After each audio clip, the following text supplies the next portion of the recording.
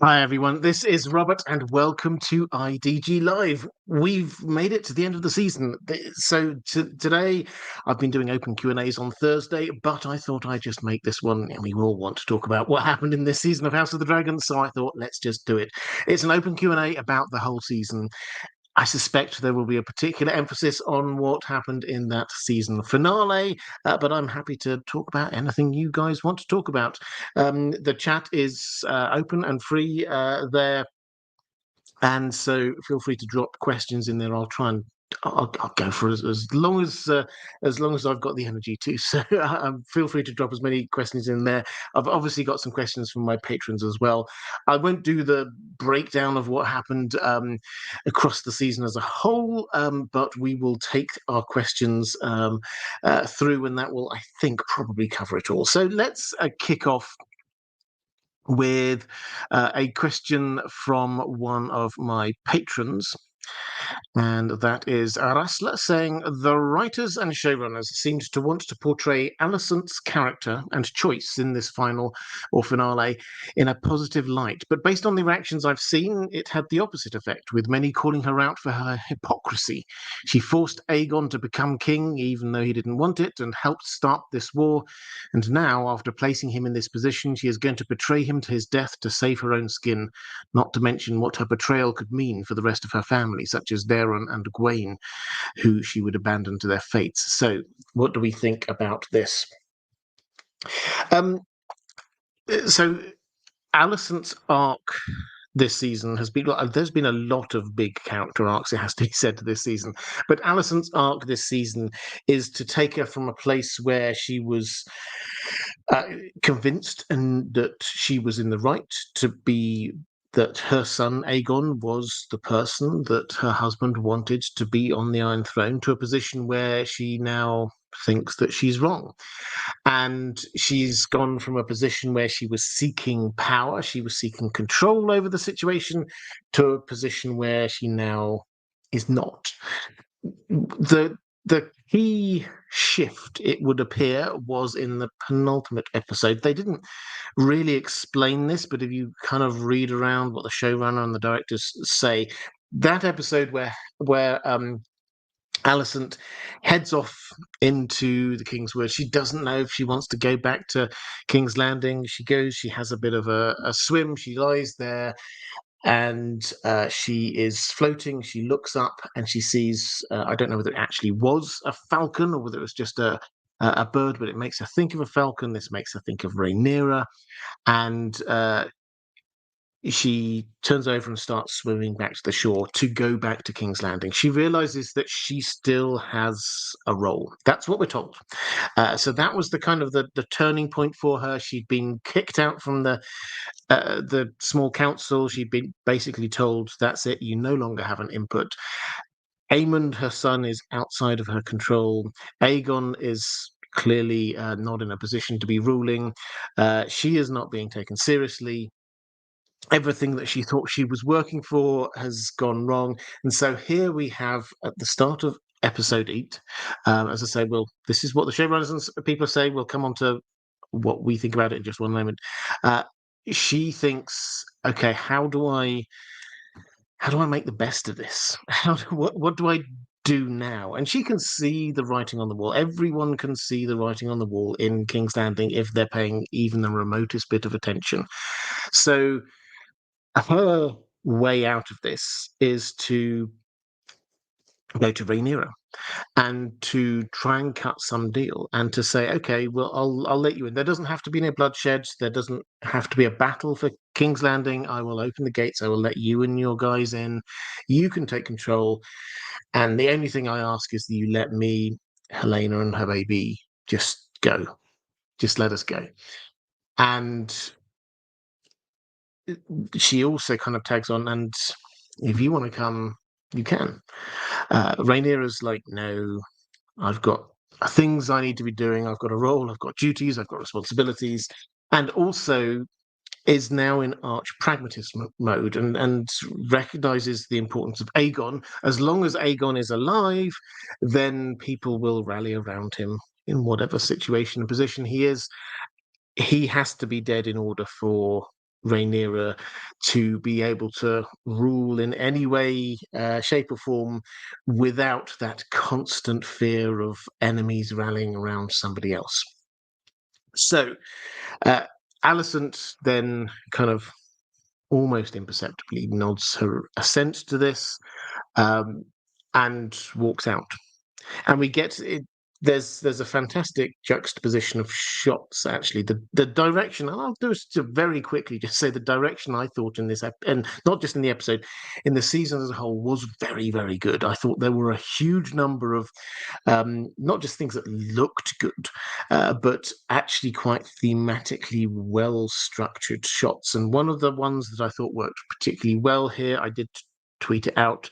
If you want the actual images, is you have Rhaenyra, who is there standing in this massive room, the room in Dragonstone with all the scrolls up on the walls, almost kind of weighed down by the weight of history and her role. And then Alicent goes out and she's there, and the sun is, I think, setting out in the wide world, free. And that is where they are wanting us to get to with this. And I think that worked reasonably well. Personally, I wasn't a huge fan of um, the extra meetings between Rhaenyra and Alicent. I think both scenes worked well in and of themselves, but they kind of added to my personal dislike of the amount of times for a city under lockdown that hugely important people just sort of went in or out of the city all the time without anyone seeming to be noticing. So that kind of required a little bit of a suspension of my disbelief. As for whether, the way you say it, whether she was being hypocritical because she forced Aegon to be king, to help start this war, and now she's going to betray him. I mean, this, I think, is actually good direction if they are making us ask these questions. Is this hypocrisy on her part, or is this a character arc taking her to a better place? Is that a good thing that she did? She clearly doesn't want to give up Aegon, but understands that's the price. Now, I think the crucial thing here is that people, some people anyway, I've seen have sort of said, "Oh, she's bargaining for her life and she's willing to give up her son." That I don't think that's what is going on here. I think if she had just wanted to save her life and Helena's life and Hera's life, whatever, she could have got out of the city. She could have got on a boat. She could have got over to Essos. It's very easy to get out of King's Landing these days. Everybody's doing it. So she could have done that.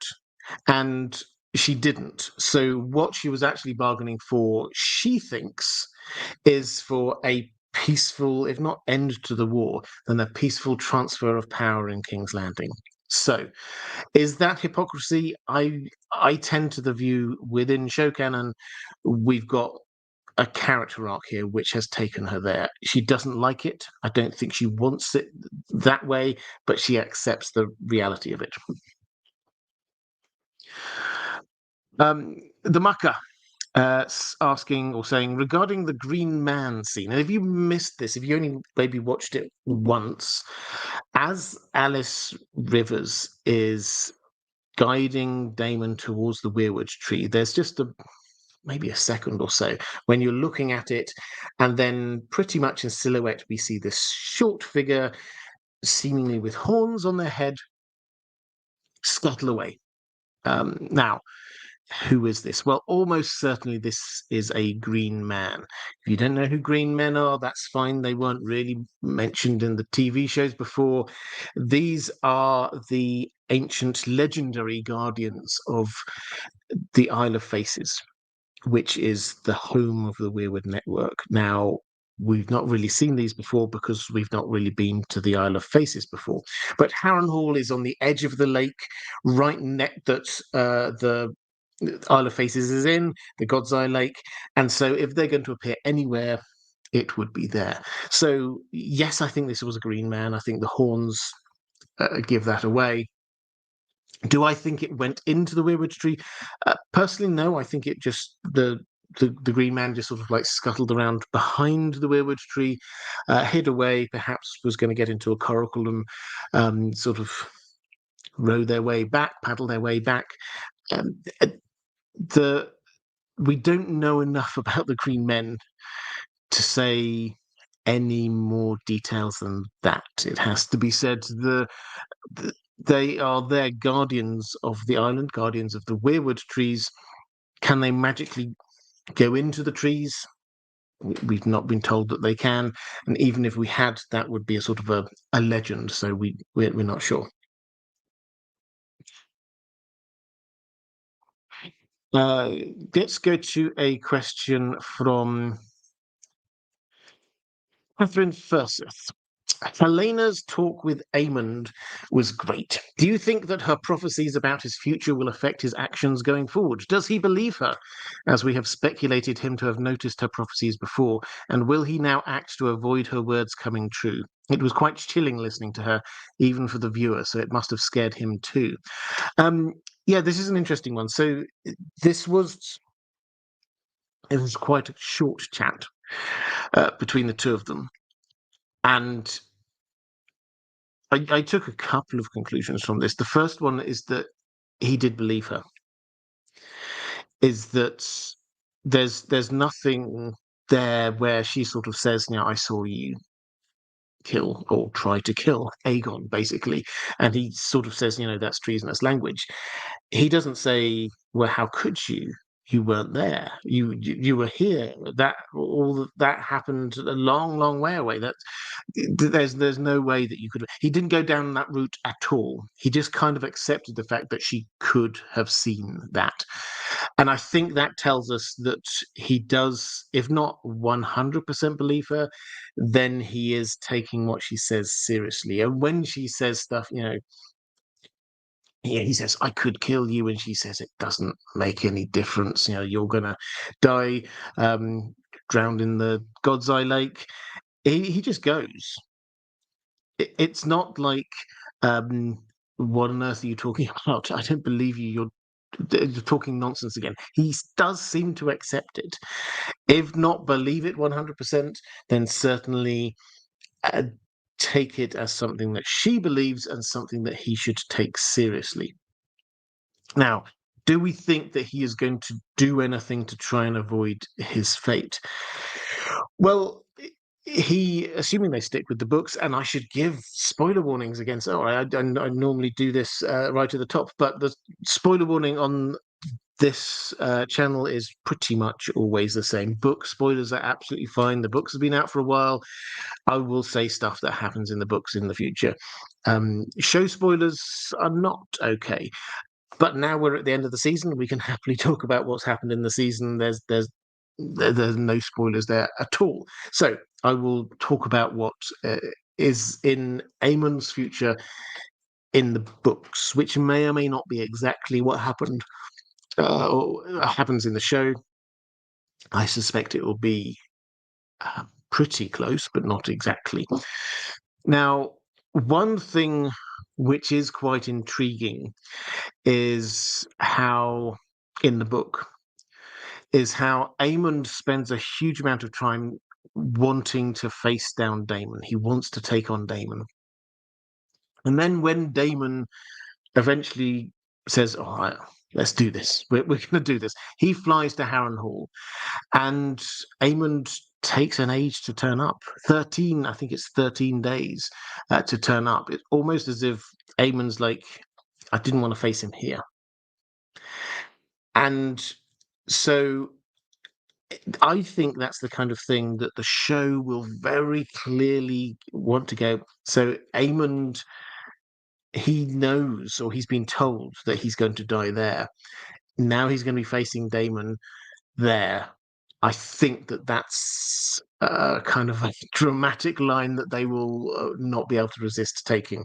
Aemond hesitating to face the foe that he wants to face because he's been told that he's going to die at that place.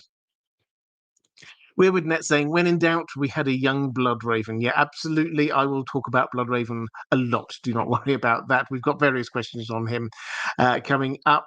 But yes, this was a glorious moment for anybody who's been on this channel for a while. Will know I'm a bit of a Bloodraven fan, but I would say fanboy. I think he's a fascinating character. But to have him appear here in Damon's Weirwood vision, I thought was brilliant. So yeah, very, very happy about that. And the clear implication is that he is in some way manipulating events behind the scenes, as we know that he does. Let's go to Catherine Furseth. Saying, can you please go through Damon's Weirwood division step by step and give us your uninhibited interpretation? Well, uninhibited, I don't know, but I'm very happy to give you my thoughts on it. For most of us book readers, I think the shock of getting to see Bloodraven will take time to get over. Yes, absolutely. So Damon gets taken over to the Weirwood tree. Alice says, you weren't ready before. You are ready now. He says, aren't you going to scoff? There's magic here. Aren't you going to scoff? And he's like, no, I'm not minded to scoff. He realizes that magic-y stuff is, if not real, then has a certain clear impact. And he's happy. He kind of owes her one, because he asked her help, if you remember. He broke down and said, okay, can you help me? I can't get these River Lords on side. And she basically said, give me 3 days. At the end of which we get poor old Grover Tully eventually died, and Oscar Tully took over, and that cleared the logjam, and Damon could get his army. So he does kind of owe her one. He has kind of seen that magical stuff is there and is real to a certain degree. And he goes and puts his hand on the Weirwood. And if you missed it, this is just an Easter egg, but they made the face on that Weirwood tree.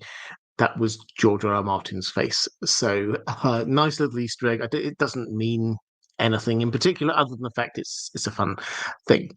So he has this Weirwood vision. The feel is very much like Bran. This is how they're kind of presenting it up, very much like Bran's Weirwood visions. He goes through the Weirwood tree. It just gives him this succession of these kind of images, moments from the future. Bran, however, was going back into the past. He's kind of looking more into the future. So what does he see? Well, first up, he sees Bloodraven. Now, Bloodraven, if you're a show only person, he's the tree wizard that trains up Bran in the north. But he is so much more than that.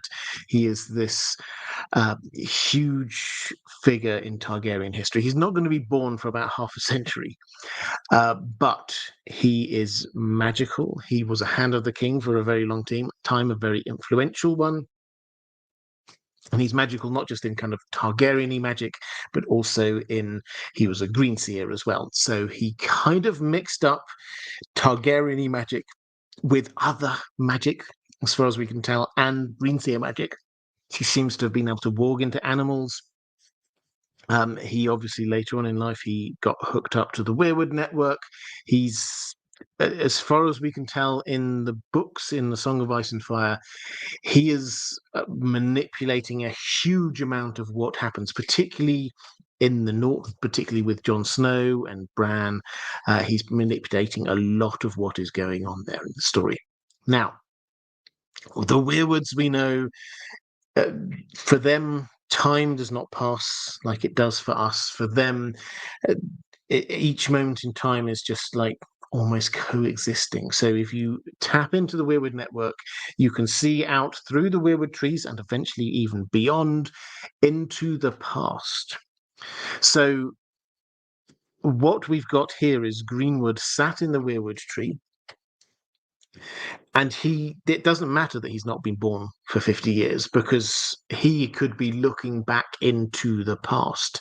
And through the past, he could potentially, this is still not 100% clear, but he could be manipulating events in the past from the future. So this is massive. This is putting a face to the Weirwood network as much as anything else. And it is also joining things up from a show perspective with Game of Thrones, the original show. So we get Bloodraven. After we get Bloodraven, we get a shot of the White Walkers. Now, basically, this is again the show trying to hook this into Aegon's original dream, Aegon's prophecy that becomes the Song of Ice and Fire. So for all of this, what they want us to take, or what they want us to understand that Daemon took from this, he summarizes when he talks to Rhaenyra, and he's basically saying, there's a great threat from the north, winter is coming, etc., etc. And so he saw the White Walkers coming. So he has seen this great threat. He has understood this in the same way or a similar way to Aegon the Conqueror when he understood it. But then what do we see? We see a dead dragon. It looked like Caraxes to me. And then we see Daemon drowning. So this is his death. Well, he's already been told about his death. You will die here. This is the first thing that Alice Rivers says to him. You will die here. So again, he's told about his death. He was prepared for this by being told, you're not in charge of your own fate. It's already decided for you. There's nothing you can really do about this, but you have a role to play. So then we have what is this role to play? And I suspect that will get added to his role to play is also connected in with Aemond, but we weren't shown that this time.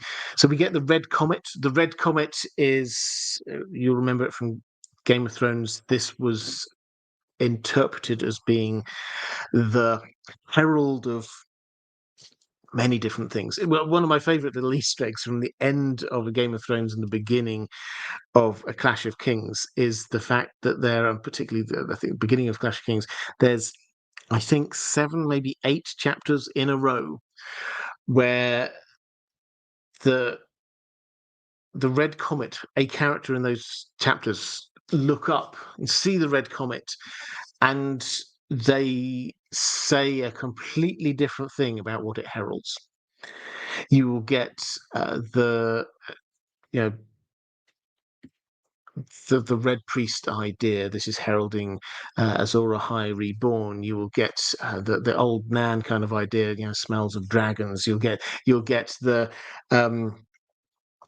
Faith of the Seven kind of idea. There's lots of different interpretations of what that means, but we see it most connected with Dany and the hatching of her dragon eggs. And lo and behold, we get to see Dany and her the 3 dragon eggs, and Dany with her newly hatched dragons. I've got a question about exactly what Daemon thinks about that in just one moment, but he doesn't see Dany's face, so he doesn't know. It's clear he doesn't know who exactly that is. It's clearly a Targaryen. It's clearly 3 newborn dragons, and he sees that as hope. That's the interpretation we're given, that he sees that as a hope for the future. And the way that we get to this hope, apparently, is through Rhaenyra. And he takes so we see Rhaenyra on the throne. Incidentally, on her crown, reflected, we see fire, which is symbolic, but also one of, book spoilers, one of the many times when we seem to be having Rhaenyra's fate foreshadowed. There was that great scene in season 1, you may remember, when she and Daemon go down into King's Landing, into Flea Bottom, and this person says, "Do you want to know your fate, dearie?" And she's like that, and then there's this like dragon breathing fire, and it's like, oh, okay, so that's your fate. So there's a bit of foreshadowing going on there, but Daemon takes from this that his role is to put Rhaenyra onto the Iron Throne. And then, of course, we get Helena saying, "It's all a story, now you know your part."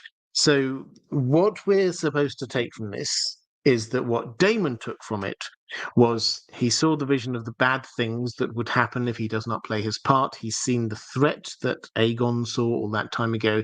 He accepts that he has a role within this, and his role is to put Rhaenyra onto the throne. So, that is where we're supposed to take this.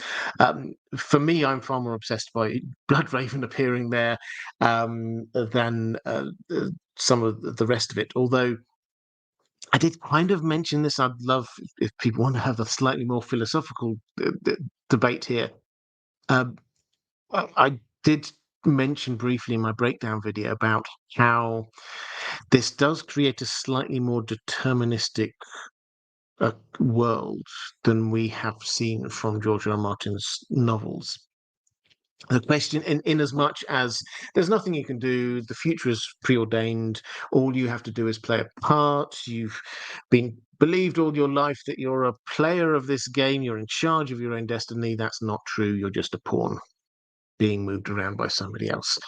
That is as I say, that's very different from the kind of the feel that we often get from George R. R. Martin's stories. But this is just what is presented to Damon. And there is this other layer to that, is that you have a role to play. If you don't, bad things will happen. If you do, good things will happen. So it's not 100% clear. One of many things from this that I think we just got an inkling of something, and it does need to be unpacked a whole lot more for us to understand exactly what they were doing there. Jack Jackson 3, thank you very much. I didn't see a question attached to that super chat, or two of them.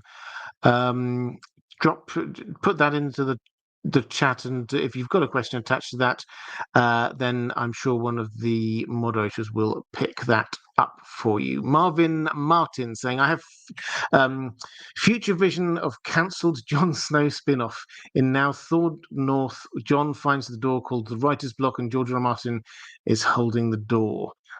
Love it. I mean, this does perhaps a tangent here. This does also spark another question that, it has to be said, Ryan Condal has addressed in his sort of comments after the finale, which is Dany here is being presented as the hope, which is really intriguing, because this is all show canon here. We're not talking necessarily about the books, but she is being presented as the hope. So she is, one assumes the implication here, she is the prince that was promised. She is the Targaryen who must sit on the Iron Throne, unite the Seven Kingdoms, and lead the peoples of the Seven Kingdoms against the great threat of the others. That's the implication. But we have to say, in show canon, that doesn't seem to really be what happened, because she never really sat on the Iron Throne or ruled the Seven Kingdoms. Yes, she went north to be facing the army of the dead and the White Walkers, but when it came to the climactic battle, she her dragon's fire had zero impact on the Night King. She was grounded and nowhere to be seen when there was the final confrontation, and it was obviously Arya and being directed in many ways by Bran. So how does that make her the prince that was promised in the show canon? And what implications does this have for book canon? Because book canon, it seems very clear that the Bloodraven seems to be picking Jon for taking on this role. There's a lot of questions going on here. As I say, Ryan Condal did start to address some of this. He's just sort of saying this is a kind of a version of the future. We're not necessarily saying this is what's going to happen in the books. This is George R. R. Martin. He's got to finish them himself. So he said all the right things here, but it leaves a huge amount of questions if they are trying to keep this show universe cohesive.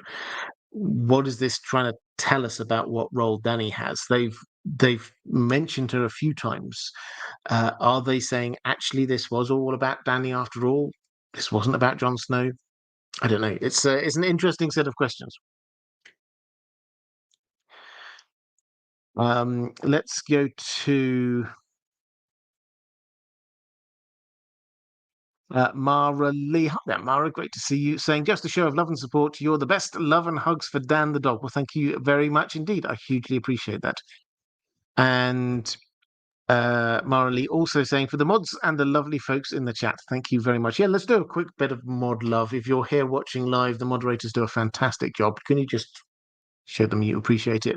I would hugely appreciate it. I'll give them another shout out later, but can never go too early with the moderator love. Courtney L. Conover saying, I don't see that as the implication. I saw it as she was the final boss, basically, the last person to beat for peace in the realm. Oh, so you saw it as this is interesting. So you saw the vision of Daenerys was, if you wish to have peace in the realm, you have to get rid of Daenerys as well as the White Walkers. Okay, that's an interesting different take on it. My reading of what Ryan Condal has said is that that's not what Daemon took from it. Regardless of what we take from it, that's not what Daemon saw Dany there with the newly hatched dragons, and I wish I had the exact quote in front of me, but he said, and he saw hope in the future. So regardless of what we might think of when we think of the role that Dany played in the end of Game of Thrones as a TV show, here Daemon apparently sees this as hope. Now, Ryan Condal did also, I may have another question on this, in which case I'm treading on his toes, but we'll come back to that. Ryan Condal did say maybe he even thought this could be a future daughter of his and Rhaenyra's. It's because he doesn't know exactly who it is, which I thought was an interesting idea. This is something that, again, a long-standing kind of fan theory out there is that a lot of the Targaryens actually see Daenerys in kind of dragon dreams in some way, but they don't know who she is, and they make their own interpretations of who she is, which impacts them. So, for example, and probably the best known example of this is in the House of the Undying. Dany is there, and she sees a vision. She sees a vision of Rhaegar, who she thinks looks a bit like Viserys, but then realizes actually it's not. This is someone else. So she kind of realizes this is Rhaegar, and Rhaegar is talking about his son is the prince that was promised, and his is the Song of Ice and Fire. And then he kind of gazes, and Dany thinks that he looks at her, and then he says, there must be one more. The dragon must have three heads. And one interpretation we've had from that within the fandom, which I really like, I have to say, is this idea that as well as Dany being able to see him, he can see her. And he doesn't know who she is, but he sees a fully grown Targaryen.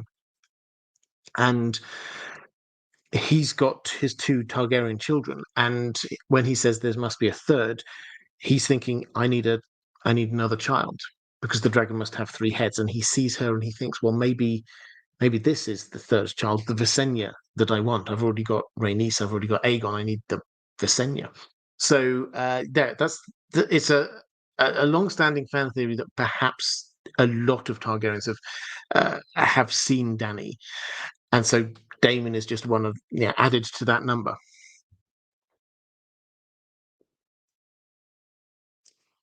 Let's go to Catherine Furseth saying, does anyone in the House of the Dragon timeline actually use the dragon must have three heads, and when was it used?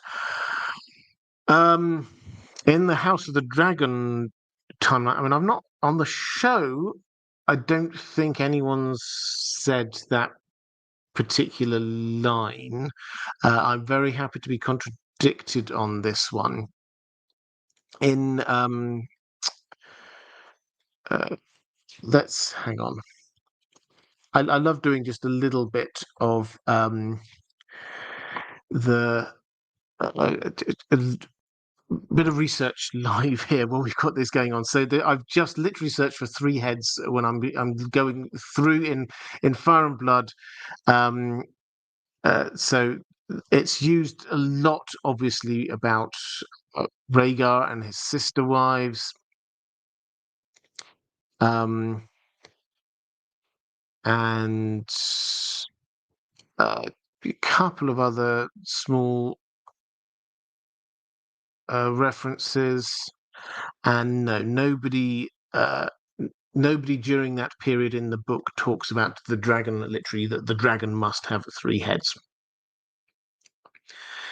Erin Son X, thank you very much for confirming that no one on the show has said it. Question from For My Peoples saying, I loved Helena showing up in Damon's vision. It holds up my belief that magic is like a freeway and the various types of magic are on-ramps. Yeah, it's an interesting one.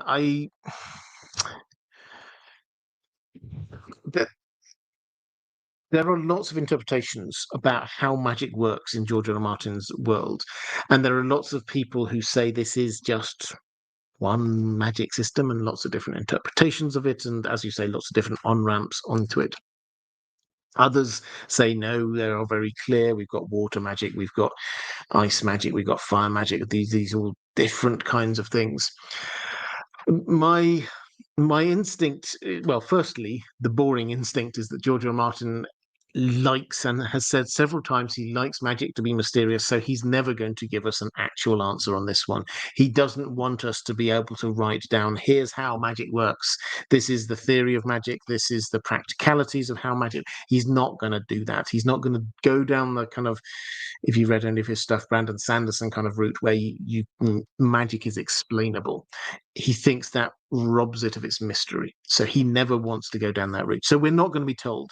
I mean, my best feeling is that probably magic is in this world is in some way all connected, but yes, there are different, as you say, different on ramps, so people can access it in slightly different ways and do it in slightly different ways as well. So the magic, it's not just like here's a pool of magic, everybody can do the same things, but they can access it in different ways. It's magic exists, and the ways in which you can, in only one way, but the ways in which you can do that magic vary hugely. That's my kind of take on it. Courtney L. Conover saying on Helena, it showed how powerful she is to be able to not trance out when entering either. Yeah, absolutely. I mean, I have to say that was the bit that threw me the most. In I could happily take the vision, Damon's vision, as I happily take. I was very happy with some elements of it. But then when Helena appeared, it was like, what, how, what? And so there is there's a possibility still, the way they cut it. I went back and did look again. There is a possibility that it looks like she's talking to him. He sees her and she's talking to him. It's possible that they just cut it to make it look that way, and actually she was just kind of having a vision of him while he was having that vision, and the two weren't connected. I don't know, but I think the clear implications that they were, and she was in some way accessing his weirwood vision, which, as I say, does make her, as you say, does make her very powerful. Username redacted. Do you, like me, wish that Sir Alfred's suggestion to Damon of him becoming the king was actually on behalf of Rhaenyra, tricking him to confess so that Alfred comes off as loyal to win favour from his queen? So do I wish that Sir Alfred's suggestion came from Rhaenyra trying to trick him? I don't know if I do. I think so Alfred Broom has been set up as this a character who doesn't really. Yes, he swore to Rhaenyra, but he doesn't really stand by her. And I think where his arc is going to go in the future does in the books. Book spoilers. In the books, he's behind. He does betray Rhaenyra to Aegon, basically. And this, having been left behind at Dragonstone when most of Team Black is encamped over in King's Landing. So if this was him being there, being vaguely loyal on behalf of Rhaenyra, then that next bit of his character doesn't quite work. Him not really believing and trusting in Rhaenyra, and then going and talking traitorously to Daemon, and Daemon just ignores him, does lead up to that possible second thing. So Rhaenyra quite easily now could say, I don't want you. You stay on Dragonstone. I don't want you in my team here. King's Landing's the new base, and that kind of works out. And he's then grumpy, not just with Rhaenyra, but also with Daemon.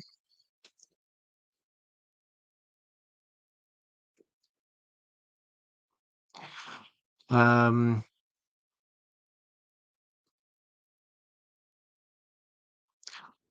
so people pointing out, yes, the dragon has three heads is in the song. Of course it is. Yes. So um, the song that Damon sung to Vermithor in season one, and also we had the cover version by the Dragon Keepers in season two.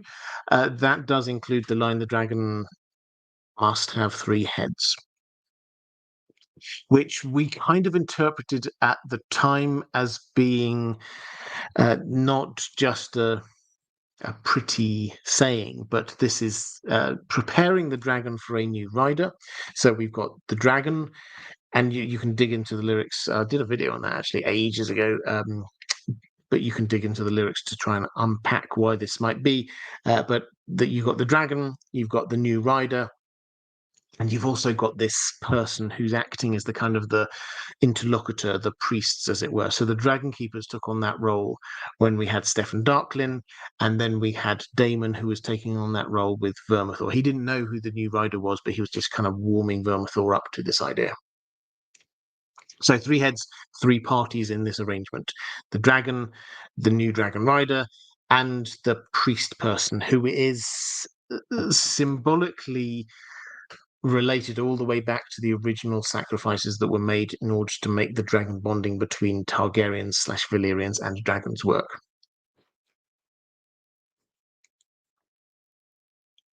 Um, got a question. Constantine Tranos saying the Weirwood Network whispered to Alfred, "Traitor," foreshadowing. Yes, absolutely. But also just at the time, what was going on. He was saying traitorous things at that time as well. Rustler, the inclusion of the Fire and Ice prophecy is a great addition to the book lore, but the show relying so heavily on it seems a mistake, since season 8 dropped the ball here. The realm is not united under a Targaryen ruler, and it's really only the North and the Vale out of the Seven Kingdoms who fight the White Walkers, making the prophecy false, at least in show canon. Should the show focus so much on the prophecy, considering fans know it doesn't really come to fruition? Or is it okay, since it's only important that the characters believe that it will? So I think that's uh, as you said, that's the important point, is the characters here believe in it. And it keeps at the forefront of everyone's minds this idea that there is a threat. And you can see, I talked about this, the long-standing fan theory. I mean, it's not an overwhelming fan theory, but some people have had this thought for a long time, that all of this is being manipulated by the Weirwood Network, and if you want to, by Bloodraven. That they see that the others, what can defeat the others? Well, it's got to be dragons. We need dragons. And so it is them behind this vision, and them ensuring that the Targaryens keep going with it. And what we saw in the show here ties in completely with this, is that we get Daemon here, who he doesn't necessarily believe it. but he has to play his role. Now, one thing that's quite intriguing in all of this, and I don't know whether they're going to go down this route because but there's lots of asterisks here. But we have asked a lot of times, when did the Targaryens lose this? Or how did it pass down? Rhaenyra, as far as we were aware at the beginning of the season, the only person in the entire world who knew about Aegon's prophecy was Rhaenyra. Eventually, she passed it on to Jace, but we know, spoilers, we know that Jace will die relatively swiftly, and Rhaenyra, and then Jace's successors as her first in line to the throne after her also die in quick succession, meaning that she is um, when she is killed, then the only heir that she's got there is her son, Aegon, who we know grows up hating dragons. And he um, he was very young at the time and wasn't the heir for very long. And so the question is, what if she dies having not passed it on to him, or he didn't understand it? How does that work? Now, this opens up another avenue in that Daemon, we're not shown everything that Daemon sees, but he's heard a bit from Rhaenyra. Remember that scene? We remember it from this was the choking scene when he just got very angry with her because he realized that Viserys hadn't passed this on to him. But he's aware of the fact that there is a prophecy. Now he's seen this prophecy. He could now pass this down to someone else. Probably not Aegon or Viserys, his two children with Rhaena. But if they are, and I'm not going to go there just yet, but if they are going to replace Nettles with Rhaena, that means that he is going to spend a lot of time with Rhaena, some point, probably the second half of next season. He could pass that on. She survives the war, and then she could start telling the Targaryens again, so this is not lost. So there is now a potential new route for how the prophecy does not get lost. Land of Always Winter saying, can we make an educated guess about who may be holding Otto? Who would have the means and motivation? I would love to hear your analysis. Well, I have got a question on this, so I'll answer this one now, and I'll wrap up my answer to what I was going to say into here. So, the question I had from one of my patrons was wondering whether this might have been Laris. My instinct is no. Who would you? Why would he want to? There's a lack of kind of motivation there. He's gone. He's left King's. At this point, he's left King's Landing. He is not a point of influence anymore. And Laris is all about how can he have influence over the most important person that he can get close to within King's Landing. So that the motivation for Laris seems limited. What we saw from Otto was he says, right, I'm going. I'm leaving. I'm heading down to the Reach now. And he has that conversation with Alicent, and she's there going, what are you going to Old Town? And it's like, well, they're probably not direct there. Could go to Highgarden, because, we need to make sure that the Tyrells are on board. Then we've had a couple of mentions of problems with the Beesbury's. Now, the Beesbury's are there are a lot of houses down in the Reach which have actually got reasonable sized armies, and the Beesbury's, you may remember, they had a lord who was in the Green Council, Lord Beesbury, and he was killed straight away. He was the first victim of the Dance of the Dragons. Christian Cole just smashed his head down. If you remember, he was trying to get up. Christian Cole smashed him down. He died. And so the Beesburys will hate what's going on here. And if Otto, who was Hand of the King at the time, they will hold a lot responsible for this. So if he comes down, and it's been a while because we've heard for the last 2, 3 episodes, whatever, he's not been writing. What's going on? So he has been captured by someone down there in the Reach. My best guess is that this is the Beesbreeze, and that we will get this. His role in season 2 is to be our eyes and ears down in the Reach. We've got this Hightower army being led by Darren on Tessarion, his dragon, but we've never met them. So they will want to have an actor that we know down as part of. They want to show this army. They will want an actor that we know kind of heading it up. So I think that's what's going to happen with Otto. I suspect he will get freed. One of the first cool things we'll see Darren do.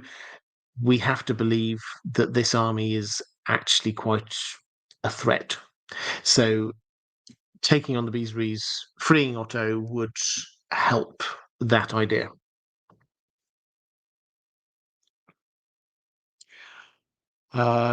Question from Ardez. What is the significance of Meraxi's skull that is shown in the background in many conversations? The dead dragon in Damon's dream seems to have the bone around the eye missing, just like Meraxi's. Okay, so the skull first. This is, or who is Meraxes first? Let's go with that. So the original Aegon the Conqueror's 2 sister wives, Rhaenys, one of his sister wives, rode Meraxes, old powerful dragon, and she was killed. Rhaenys and Meraxes shot down in the skies over the Hellholt in Dawn. Now, this was when Aegon was trying to subdue Dawn. Eventually, he gave up for long, complicated reasons. He gave up that attempt to unify the Seven Kingdoms, which was what he felt he had to do according to the prophecy. But he, the peace offer from the Dornish included them bringing the dragon skull, Meraxes' dragon skull, back up to King's Landing. So it got returned to the Targaryens. And this now appears to be in pride of place in Dragonstone. Why have they got it there? This is before the dragon's skulls are in the keep in King's Landing, in the throne room at King's Landing. We've not seen them there. If you have a look at it, I've heard some people speculate that maybe Rhaenyra may be the person to put them up there in the Great Hall, because she's now verging, not there yet, I don't think, but verging on this idea of the dragons being gods. We've heard the dragons being gods mentioned a few different times, and so it would be fitting for her to have these dragon skulls there. Meraxes did have a symbolic role. We saw it in the background as Rhaenys that we know from here, from House of the Dragon, was flying off to the Battle of Rook's Rest, where she is going to be killed and fly down and fall on a castle, in the same way that Meraxes and Rhaenys in the olden days were shot down and fell down on a castle. So the echoing that they were wanting to show there, I think, was reasonably clear. When you say the dead dragon in Damon's dream seems to have the bone around the eye missing, just like Meraxes, I don't. I think I'd have to go and have a look at that again before commenting on that one. I didn't sort of spot that. My working assumption is that is Caraxes, not Meraxes. But again, you get there's the linguistic echo going on there. Zetsumai09 saying, after Blood and Cheese, Ryan Condal said Helena's son Maelor doesn't yet exist in this timeline. How will he be born now, given Aegon's condition? Yeah, does it make sense for her to be pregnant before Rook's Rest? Well, yeah, so this is a thing. So Maelor is in the books. Maelor is the third child of Aegon and Helena. Now, in the books, when we got Blood and Cheese, what happened was it was even more psychologically traumatic in that Blood and Cheese made Helena choose between her two sons, and she had to choose Maelor, and because she couldn't, the heir to the throne, she couldn't say kill this one, so she has to point to Maelor and say you have to kill this one instead, and they go ha ha ha ha, your mother wants you dead to Maelor, and then kills Charis, and it was all incredibly traumatic, and so Maelor was going around, very young child, but with this knowledge that his mother had said, yeah, said this one is dispensable, kill that one. So there's that Maelor was excluded from that, and lots of people, myself included, felt that the Blood and Cheese that we saw on screen therefore didn't quite have the same psychological impact as it did in the book. George R. R. Martin, in one of a few slightly, I wouldn't say that he's come down against the show, but in any way, shape, or form, he's certainly praised quite a few elements of the show. But there are a few things that he seems less than happy about. He sort of referred to Maelor the Missing. He says, I have much I could say, but now is not the time about Blood and Cheese and Maelor the Missing. So he certainly thought that Maelor should be around. Now, Maelor does play one more role, in the story, which you could just leave out if you wanted to. It doesn't impact on the wider outcome of the war in any way, shape, or form.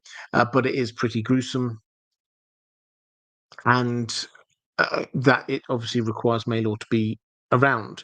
Now, I had speculated after episode 1 that, well, maybe, as Ryan Condal had said, Maelor does not exist yet in this timeline.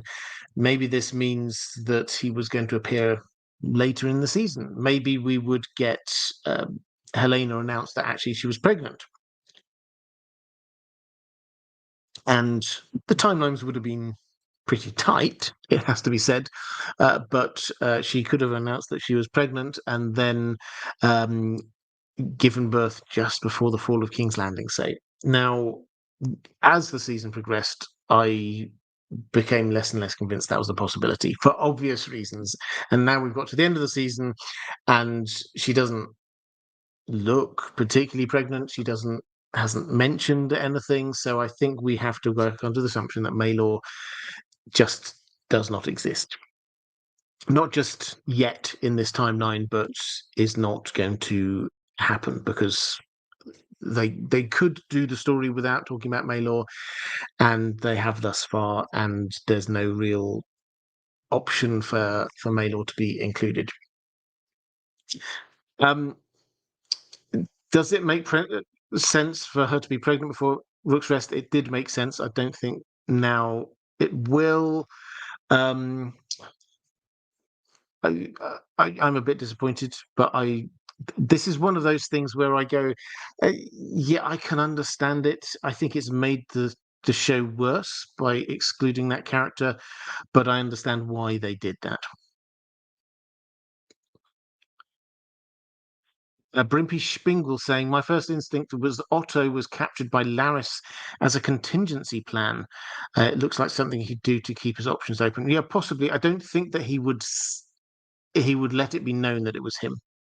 So I'm not, when I say my personal guess is House Beesbury, I'm not 100% saying that has to be the case. It could be Laris, as you say, as a contingency, but we'd need to have a lot more explanation of that.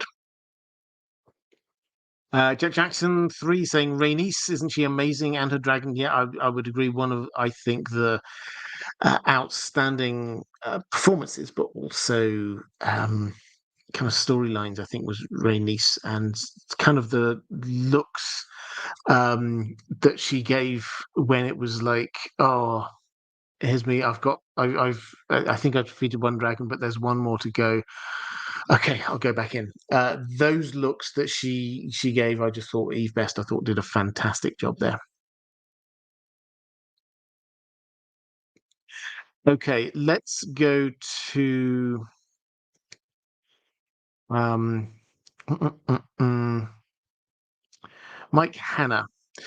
Aemon's motivations, his true goals, Damon with Alice Rivers, not Aemond, Nettles and Rhaena's story being consolidated are all major parts in Fire and Blood that have been changed in season 2. I would love to hear your thoughts on the changes and where you think they will take these storylines.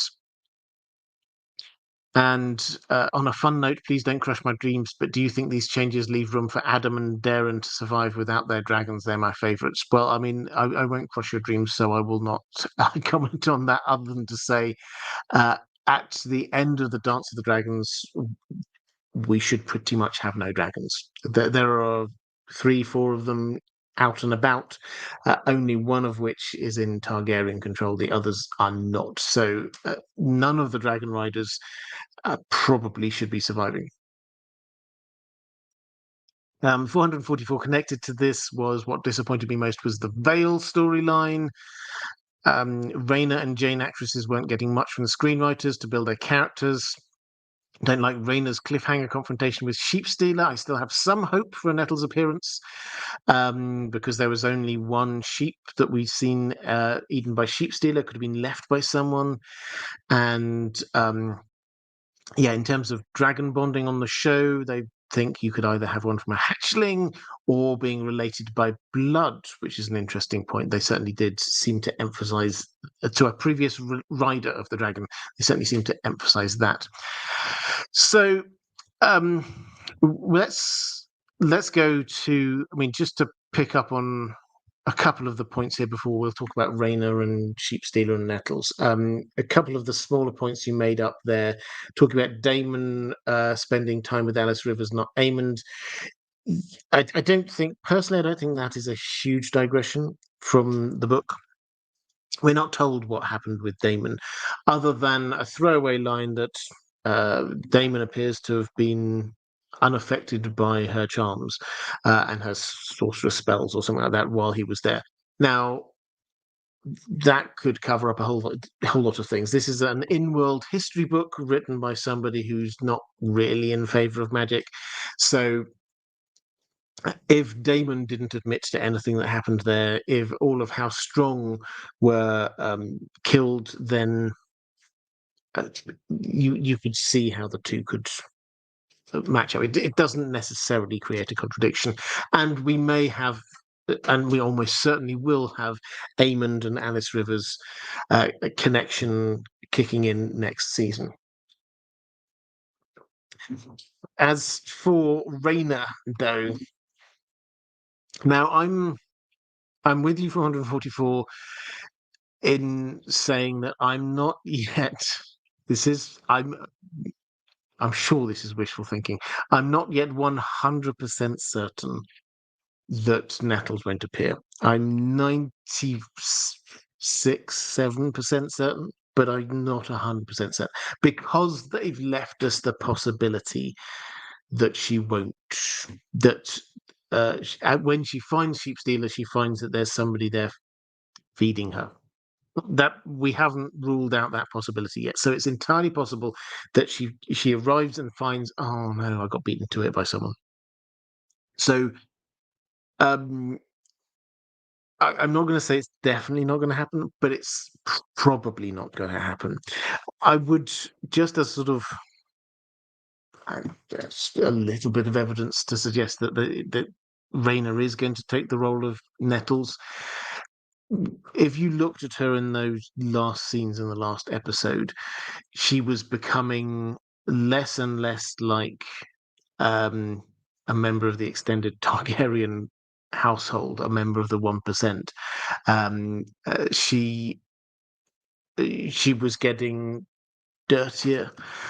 She was getting more unkempt looking and closer to the physical description we have of Nettles. The physical description we have of Nettles is something along the lines of a small, dirty brown girl. Now, that feels like where they're taking Rhaena at the moment. So if I were to put up what I think that in-story cues that they're giving us. This isn't me saying this is exactly what's going to happen, but this feels like the route that at the moment they're taking it is that she takes on the Nettles role of providing sheep, taming a dragon, and in so doing, she's out in the wilds. She takes on and gets this kind of unkempt appearance. Maybe the mountain clans see her.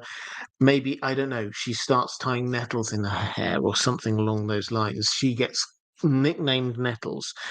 Then, some point in season 3, let's say halfway through season 3, we get the message comes to Rhaenyra. There's a dragon in the Vale who has a rider. We don't know who the rider is, or we know that this is somebody that apparently is called Nettles. And she sends Daemon away. Daemon arrives there and discovers actually this is his daughter. And she's been, I don't know whether she goes like feral in the way we often talk about someone like Rickon going feral over on Skagos, but she is clearly there alone and in need of love. And he is convicted by, if you remember, one of the parts of his vision was his wife, Lena, his ex-wife, Lena, who says, have you been looking after our girls? And the answer is no. And then suddenly he gets this opportunity to look after one of his girls. And so he stays. He doesn't just come reporting back to Rhaenyra. He stays. He feels convicted that that's what he has to do. And Messalina, who at this point seems to be increasingly the only voice that Rhaenyra is listening to, becomes convinced that not only the dragon seeds are against Rhaenyra and can't be trusted, but anyone flying a dragon who is not her cannot be trusted. So that's how we get this kind of arc that we see in the book. Now, as I said, I'm not saying that's definitely going to happen, but that seems to be the way that the character arcs seem to be going with this. Now, what does all that mean? The big thing, and I can't remember who it was who was saying it. Someone did. Apologies for forgetting who you were. Is the implications we've got here for beyond the Dance of the Dragons? What are the implications that we've got for the period of the Regency? Because Rhaena has a role, quite a big role in the Regency. In particular, she has control of the only Targaryen dragon left, basically, called Morning, a freshly hatched dragon. Now, if they carried on down this route, if they wanted to do the Regency, then they would either have to have somebody else with a new dragon called Morning, or they'd have to take Rhaena and say, okay, so your Nettle storyline doesn't end with you disappearing off into the Vale. Actually, you can come and fly that back and rejoin polite society here in King's Landing. And you can tell everybody this dragon is called Morning. Either way, this is quite a big change. So I think that one conclusion I would draw is that if they are going down this route, which it looks likely, but not 100% yet likely that they are, that means I think that they're not thinking huge amounts about the knock-on implications for what happens in the Regency. And we still had at the back of our minds, maybe they might want to do a Regency season after they finish doing this. And I think my instinct is now they're not going to do that. They will probably go off and do Aegon's Conquest or something like that.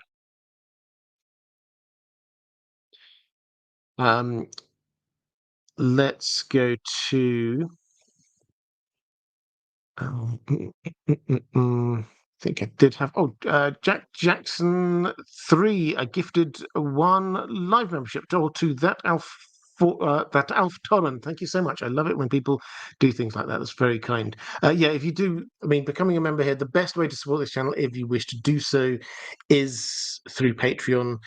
So thank you, patrons. That's why I prioritise your questions. I hugely appreciate it. If for whatever reason you don't want to go through Patreon, then you can become a channel member on here. And thank you as well, channel members. And I think that's me caught up in the chat. Let's go to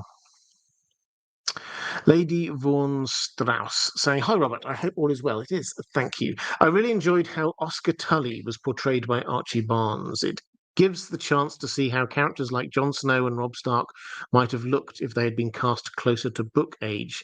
It seems like it would be intimidating as both an actor and as a leader of armies to be that young and inexperienced while commanding so many veterans, actors, and characters alike. What's your take on his portrayal? Yeah, I mean, I agree. I think he did a really good job as an actor. The character seems to have been a merge of, and if you've not come across this from George R. R. Martin before, be ready for the names. Oscar appears to be merged with Kermit and Elmo. So he sometimes has a bit of fun with names, and I suspect he didn't think that those names, when he invented them, were going to be part of a massive TV show.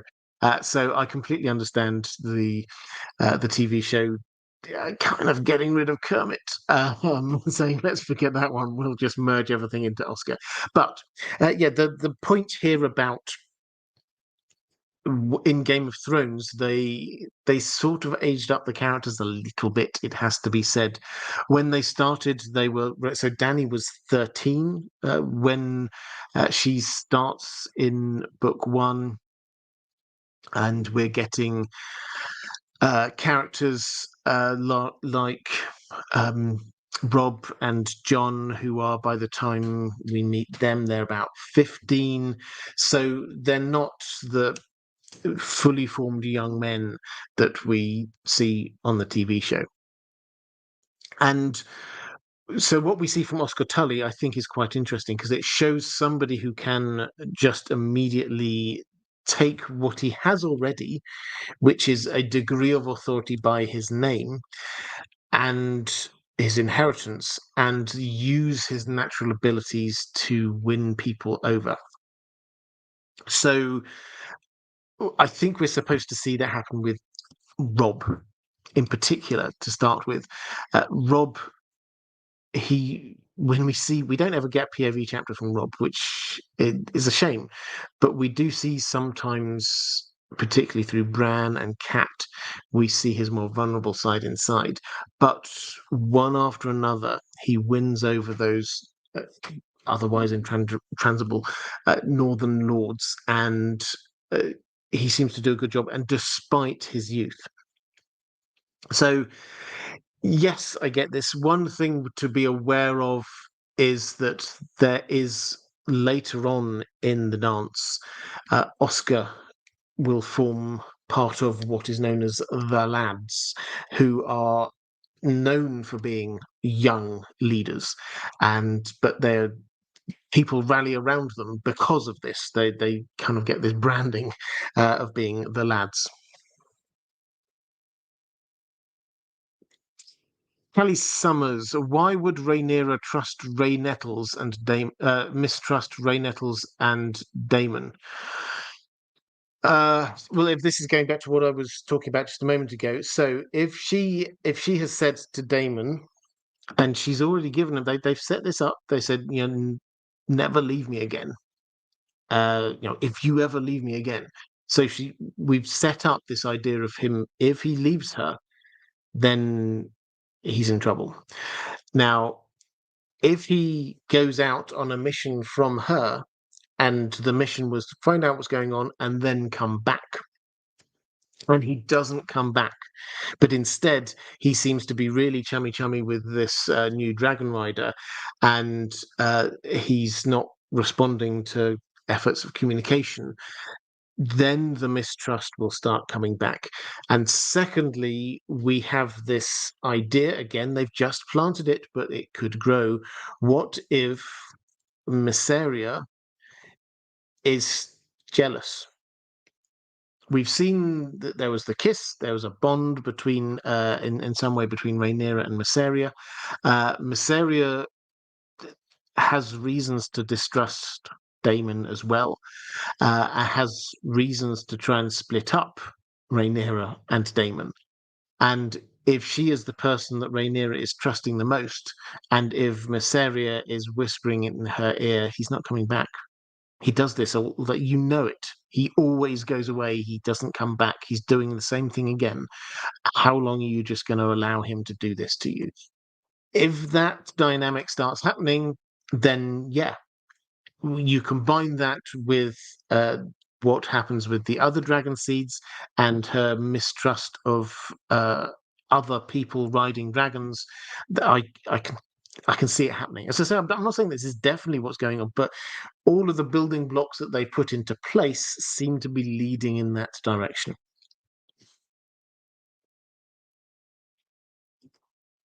Let's go to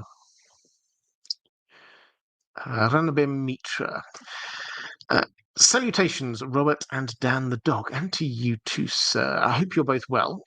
We saw that the weirwood tree was bleeding when Daemon was about to touch it, which is a key indicator that a green seer was inhabiting the tree at that moment. If the first thing that Daemon sees is Bloodraven, can we assume that this is him traveling back in time to give Daemon this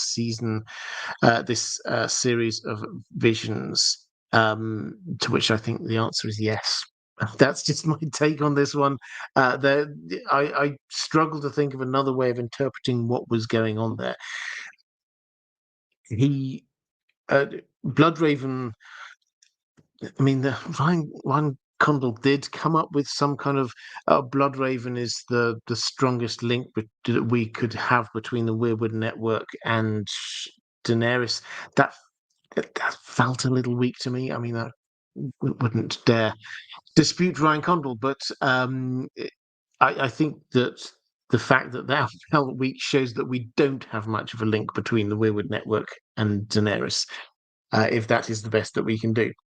For me, I think this shows that this is quite clearly who is the Greenseer here, who is looking out through at the very, very least, looking out through this tree, and most likely influencing events through time. And it's Bloodraven. And connected to that, Ranabir Mitra saying Bloodraven is shown to be younger than his Game of Thrones self. If you believe that Bloodraven is sending these visions, could we be seeing one of the times when Bloodraven went back in time to influence actions in the past? When Bran almost spoke to his dad in the past, Leaf exclaims to him, requesting him to not seek to change the past. Kind of a weird request that when the boy was simply mentioning that he saw his father. Okay, so this opens up a huge issue that we haven't got an answer to yet in the world of Ice and Fire, which is Bloodraven, Leaf. They're all very much no, you can't. And this was in Game of Thrones as well. They would say you can't. The ink is dry. You can't change the past. But what we've been shown from Bran is that you can. You can change the past, and in small ways. He calls out to his father. His father says, "Who's there?" That is changing the past. That's not in a massive way. This was literally just who's there and then back. Nothing massive shifted, but something happened in the past that would not have happened if he had not done that in the future. Now, what happened on the show that we're assuming is going to happen roughly the same in the book, the Hodor moment, shows even greater that you can go back into the past and affect things which impact on the future.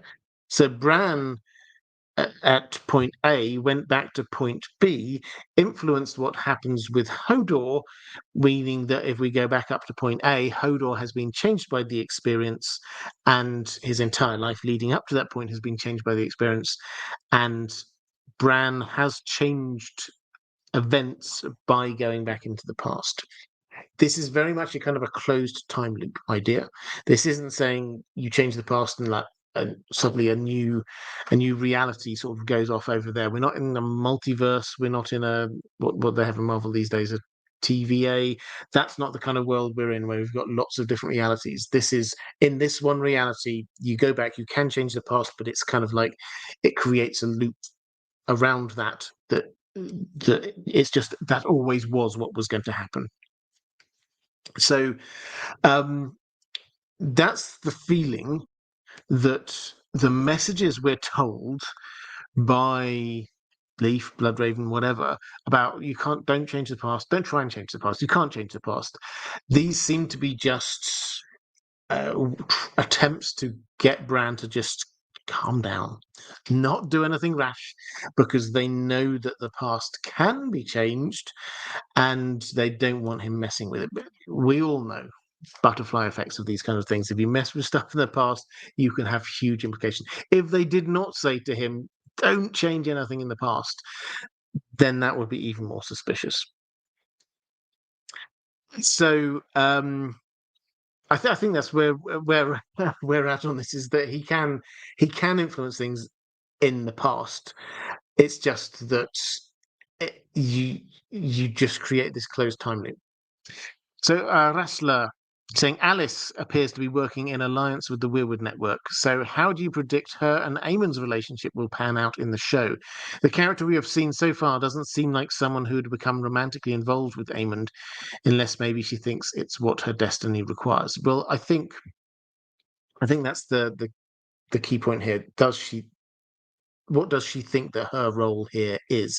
Her role seemingly in season 2 was to be guiding Daemon through that series of visions to get to the point where he could go up to the Weirwood tree, and through her interactions with him, he could go up to that Weirwood tree and believe it.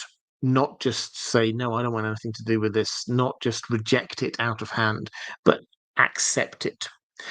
Now, my instinct, I don't think I've got a question on this, so I'll answer the question I haven't got. Alice, when she appears there in that last episode at Damon's bed, she's crying. And the question is, why? So I think we have to go back a little bit and say, why is she there? She didn't, that wasn't her usual style. Actively going to him and saying, come on, wake him up in the middle of the night and say, come on, come with me. Now's the time for you to go to the tree. It felt as if she'd been told to do that. We know that there was a green man there.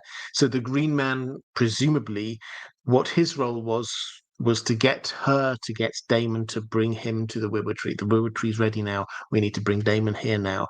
The moment that the green man saw that Daemon was there, scuttles off. Why would this make her cry? Perhaps she has also just had a vision of the future. Perhaps she's seen things that happen in the future as well, and that made her. Maybe it's nothing to do with Daemon. Maybe this was something to do with stuff that impacts on her personally.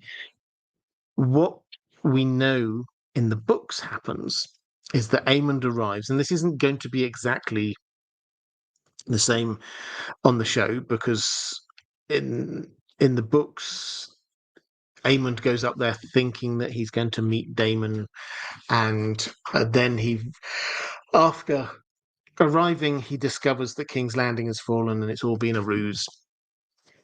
Now, they can do a sort of a lower key version of this, of him getting to Harrenhal and, oh, Daemon's gone, damn it, and getting quite angry because he'd really wanted to face Daemon. But not the kind of Daemon has tricked me. He might think Daemon has tricked him, but he then takes this out on House Strong, and he kills all the members of House Strong. Yes, Sir Simon, I'm sorry, I hate to break it to you people, but in the book, Sir Simon does not last a very long when Aemond arrives. Alice Rivers, we're not told her exact relationship to them, but they certainly see her as a part of the household. She's there in and around their cozy little meetings in that central hall area. And Simon doesn't sort of say, "Oh, you really should watch out for that witch woman." No, he seems to have been the person who, in fact, has given her extra powers and responsibilities, allowed her to be seen as effectively the maester there. So she actually probably quite likes him. And if Aemond kills him, then why would she um, become his lover? It's not as straightforward as we think here. Is this because she's been told she has to, and she's seen the future, and this is why she's crying now? Is this a matter of her wanting to personally get revenge for what happens, and this is how Aemond gets killed because she's luring him into a trap in some way? There are lots of different options going on there with Alice, but the one that we're sort of told in Fire and Blood, where she just casts her family charms in Aemond's general direction, and he falls madly in love with her. That doesn't seem like where this character is at, it has to be said. So I've got another question from Paul Whitrock saying, "Hello, Robert and Dan. Hi. Not a House of the Dragon question, but I was wondering if you've been enjoying the Olympic Games. If so, what's your favourite event?" I have actually been enjoying it. It isn't a very brief digression. Yes, I have been enjoying the Olympic Games. I always enjoy the athletics, it has to be said. But what was the one that caught my eye? It was the 3-on-3 basketball with one. It's got a proper name, I'm sure, with just the one hoop. I thought that I've not seen that before. I've seen like 2-on-2 stuff, but as an Olympic sport, I thought that was absolutely fascinating. And some of and I don't know whether they're before, but there was somebody today. I think there was kite sailing or something like that, where it's just you on just like a mini board with the kite. Astonishing stuff. So yeah, it's the Olympics I find amazing. Just human beings doing things that they're just so good at. Is just a wonderful, life affirming thing. How fast can humans run? How high can humans jump? All of those kinds of things. Yeah, love it to bits. Um, Zetsumai09, why does Aegon think Sunfire is dead? Could the writers alter Rhaenyra's story, especially considering it was already mentioned in Game of Thrones? Um, yeah, this is interesting. I'm just thinking, I wonder whether I think I had a question about this as well, but I will answer this one happily here. So yes, he says, and Sunfire's dead. Now, we've not seen this. So my take is that we should use the usual Game of Thrones rule, which is if you don't see the death on screen, then you shouldn't necessarily believe it. Now, what happens in the book is that Sunfire basically gets left there to die, very, very badly injured. And then eventually, some guys come in to retake Rook's Rest for Team Black. And they go, well, we should just get rid of this dragon because we've got a dragon lying outside our castle and we don't want to be just wandering along and then suddenly the dragon burns us. We need to deal with this dragon. So they try and kill the dragon, fail. And then when they come back, the dragon's gone. They don't know where. And the dragon only kind of reappears again on Dragonstone much later. Now, this dragon is the dragon that burns Rhaenyra to a crisp. So, my take is that probably this Aegon is mistaken. and Sunfire has just disappeared and will reappear, and it's going to be like a big surprise for show-only people who won't remember the passing reference in Game of Thrones many, many years ago.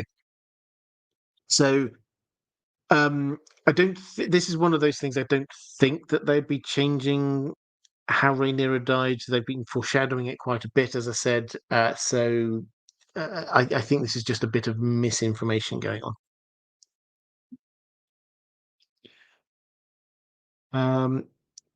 Let's go to a question from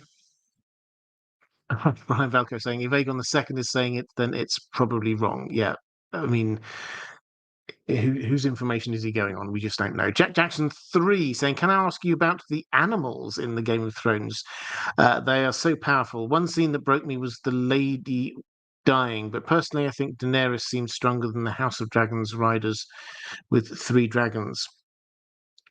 If you talk about Lady, you're talking about the direwolf. I'm assuming, yeah, that was back in season 1. That was a really good scene. It's one of my favorite couples of chapters in the books. Game of Thrones book 1, complete digression here, but the way that George R. R. Martin, he does this pretty much through, but it's very much noticeable in book 1, is that he structures each of these chapters as a short story in and of itself, which has a start, a middle, and an end, but it also has here's some problem or obstacle we have to get past, and then you have a resolution at the end. And what he has in the middle here is you get this moment where you actually get 2 chapters happening together. I think it's Arya and Sansa, and you see the story happened, the arc happened over 2 chapters rather than the 1, and it's set out as a mini uh, kind of tragedy in and of itself, classical tragedy, in as much as once you've set all the pieces in place, then what follows is just what there's no other way around it. Has to be what happens because of it, and it's actually foreshadowing what happens later in King's Landing. It's a wonderful little bit of writing when you start looking at it. Is that you get to see what Cersei's like, you get to see what Robert Baratheon's like, you get to see Ned's nobility, you get to see how Sansa's going to be reacting in these situations, you get to see how Arya's going to be reacting in these, and then you take those characters and you drop them into the King's Landing setting, and you give them a slightly different set of opening events, and the same tragedy basically unfolds in a slightly different way, but the same thing, sort of set of events that cannot be shifted because of who these characters are. So complete digression, but that's wonderful. And so the lady dying is meant to hit us because this is also in a way foreshadowing of Ned dying a bit later. Daenerys seems stronger than the House of Dragons riders with 3 dragons. So Dany's dragons, I mean, Dany's dragons is an issue. So issue is the right way of putting it. Yes, it isn't. It is the right way of putting it. George R. R. Martin is aware of this issue, which is that all of the world building he did about how long it takes dragons to grow is basically says, it takes them a long to become big and fearsome. It takes them quite a while. Yes, when they're relatively young, a few years old, then maybe you could ride them if you're quite small too, but they're not going to become these big fearsome creatures like Balerion the Black Dread for 100 years or more. Now, the problem he has in A Song of Ice and Fire is that the dragons there only hatch at the end of book 1. So by the time we get to the current point in the story, they're still only a couple of years old. So how are we going to get them to this point where they're going to be so huge and massive that they can be ridden and be dealing huge amounts of damage. Well, he's sort of just fast-tracked their growth. Originally, we were going to have, this is one of the reasons for the 5-year break that he was planning on doing and then abandoned, was that it allowed the dragons to grow up a little bit. But he's got rid of that. So at the moment, he's sort of just hand waving it a little bit and saying, they've got plenty of fresh air and exercise. They're doing fine. But yes, this is an issue that Danny's dragons, certainly on the TV show, are hugely bigger than you would expect from the rest of George R. Martin's lore. Charis Ballerina. In the book, Sunfire gets called the cannibal by the townsfolk because it eats mellies. Do you think the reason there are rumours of cannibal being so old is because they conflate any dragon who does this with the cannibal?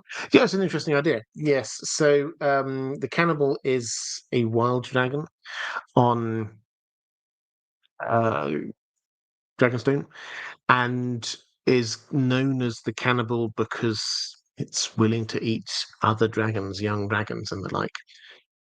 Uh, the people don't know how old cannibal is. It's been there for as long as anyone can remember, and because most people don't want to really go near cannibal for obvious reasons. Nobody can say exactly, when did it get born. So, is it possible that this is just you blame bad things on cannibal, and therefore bad things going back in the past were blamed on cannibals?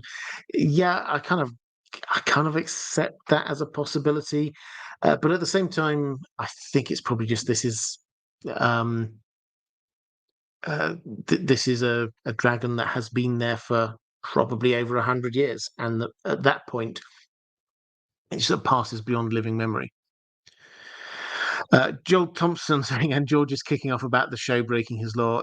Yeah, I mean, I think that in terms of dragon sizes, I think that he will come out with something. Is my take. Because he's aware of this issue. He will come out with something, whether that's in Fire and Blood Part 2, whether that's in A Song of Ice and Fire when we get it, I do not know. But I think he will come out. Um, uh, Jackson 3, do you think they ate Melly's head? Who I don't know who Melly's is here. Um, uh, I'm not entirely sure how to answer that one. Sorry, I apologize. I think the answer here is yes, but apologies. Let's go to a question from Lady Pushkins. Hi, Robert. Really enjoyed the episode and the build up to season 3. I thought Helena looked ethereal, and I love her part in the show story. Simon Strong is an absolute puppet, and his clapping is probably thinking, "Oh, I'm finally getting rid of Damon." Yeah, just pause for one moment. Can we just give Simon Strong some flowers here? And Simon Russell Beale, the actor, this for a character who basically his role was to knock on Damon's door every now and then and tell him that he's got a new guest. Uh, I thought it was fantastic. It was underplayed, and yet you felt so much for this guy. He had a number of very quiet, but I thought hilarious moments. And yeah, I thought absolutely brilliant. For those who don't know, Simon Russell Beale, legendary stage actor here in the UK, and I have to admit, I thought that they were going to do when they hired him. I thought, oh, this means they're going to build him up into a bigger character to do more things. Actually, they just took a relatively minor character and allowed him to uh, play it to perfection. So yeah, I thought that was fantastic. I'm delighted that this means that he's going to be back for at least some of next season. And yeah, just a bit of love here in the chat, actually. April May saying, we love you. Simon Strong, Erin Sunek saying, this is Simon Strong's flowers. Cost Ballerina, my favourite character of the season. Jacob Bronski, it was the best oh dear in television. 78, he was fabulous. Yeah, he did a brilliant job, I have to say. It worked absolutely perfect. And I think it goes to show that you don't need if you're a good enough actor, you don't need to have somebody who's out there in the middle of the action all the time. He can just be there. I mean, him there, everybody saw him. I mean, there's like little claps in the background. It said so much.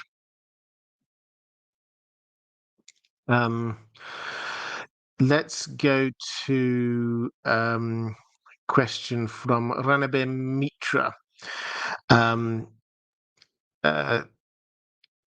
In the past, actually, I've just a question, just in the chat, I've just noticed Naberio saying maybe rapid growth is due to them being hatched by a special magical event rather than normal means.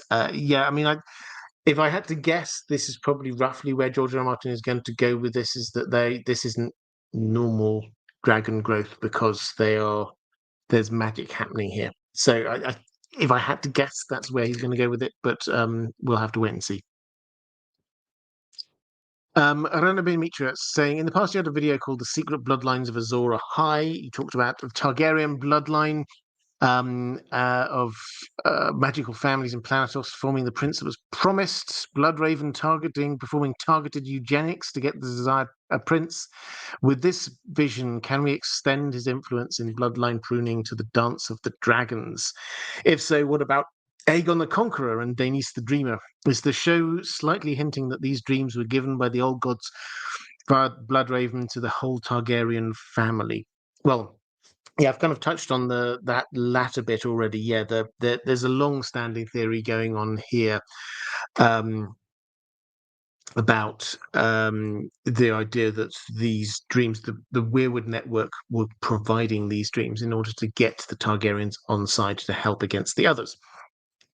Now, for those who kind of missed the whole Bloodraven eugenics idea, which is it's not pleasant word to say or think about, but while Bloodraven was the hand of the king, it is very noticeable that the Targaryen family tree, which was massive, just gets pruned down to a very, very small number.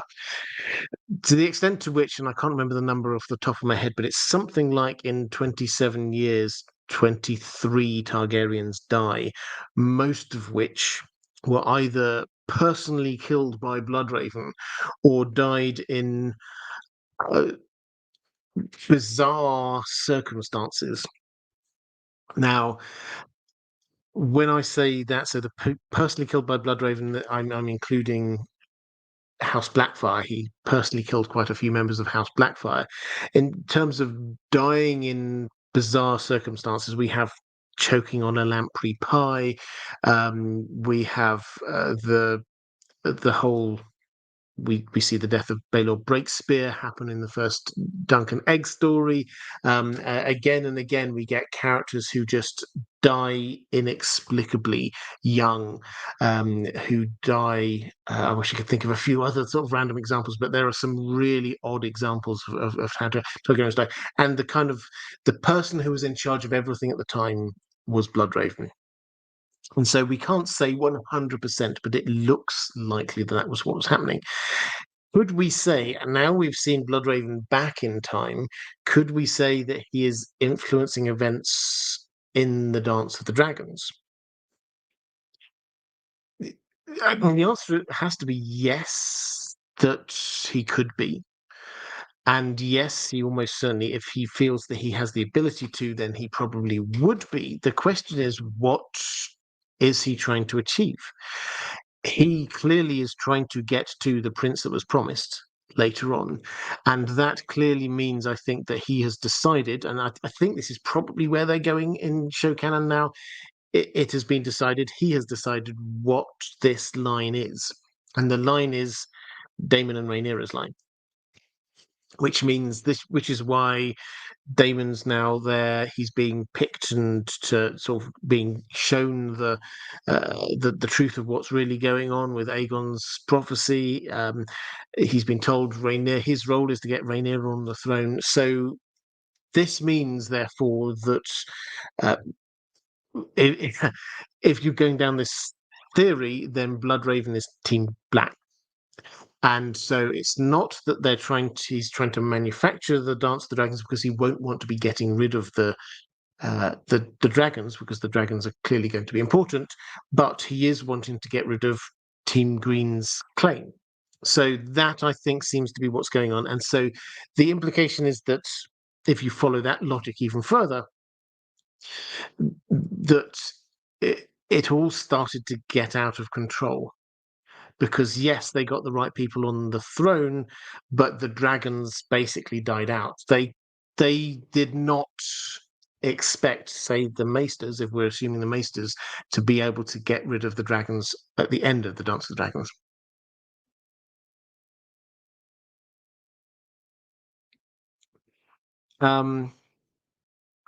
Thank you, Kay, saying, I'm curious, or asking these I'm curious if these lore reveals like those with Daenerys this season are from George R. R. Martin or not. Hope we get clarity sooner rather than later. He has not said, and that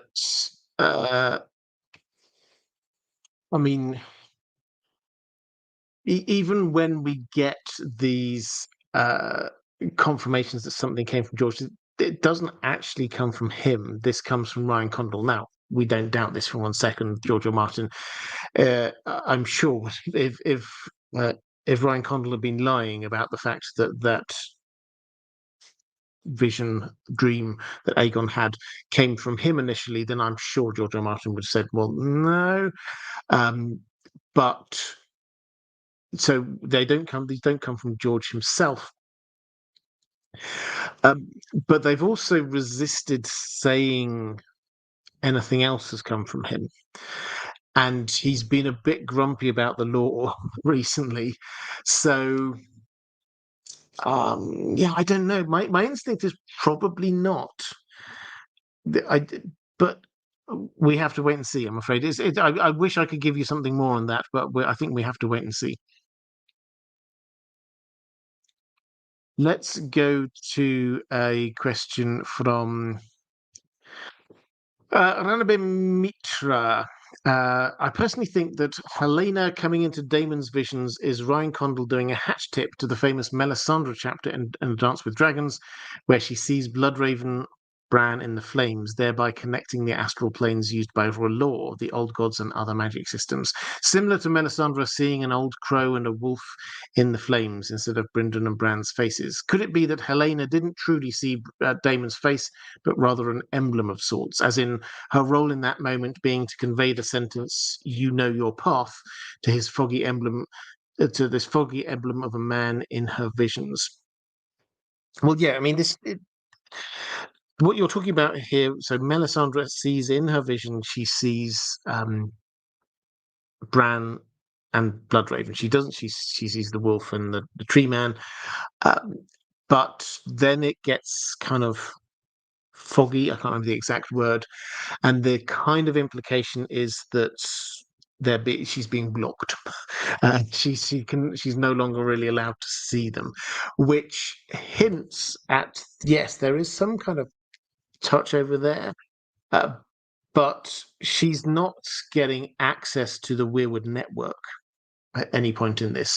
She is just using her powers to try and see them, and they're blocking it. So that's never been or Bloodraven's blocking it. I don't think Bran's aware of what's going on.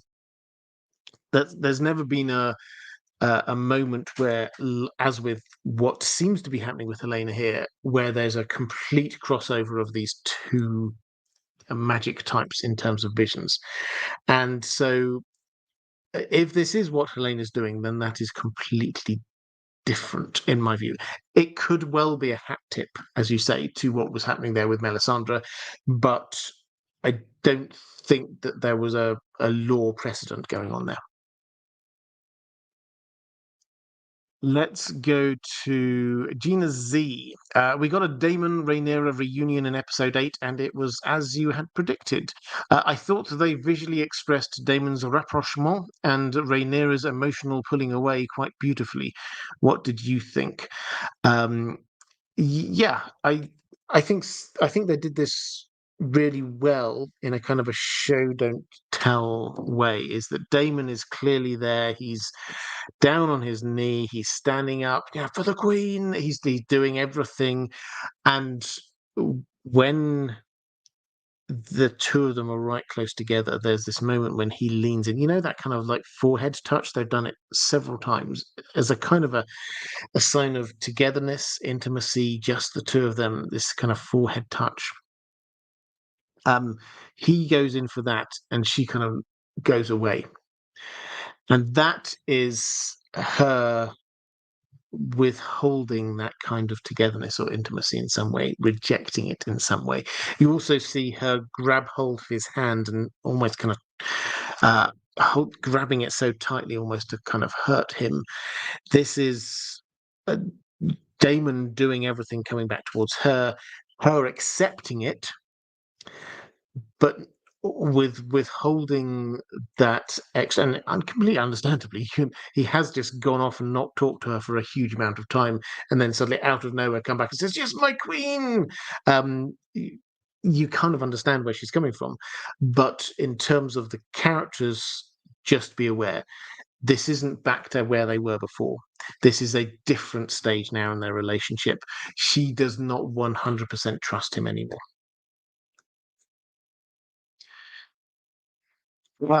Amy Cat. I feel like Jace and Baylor should have found time for a quick ceremony to at least attempt an heir for Team Black.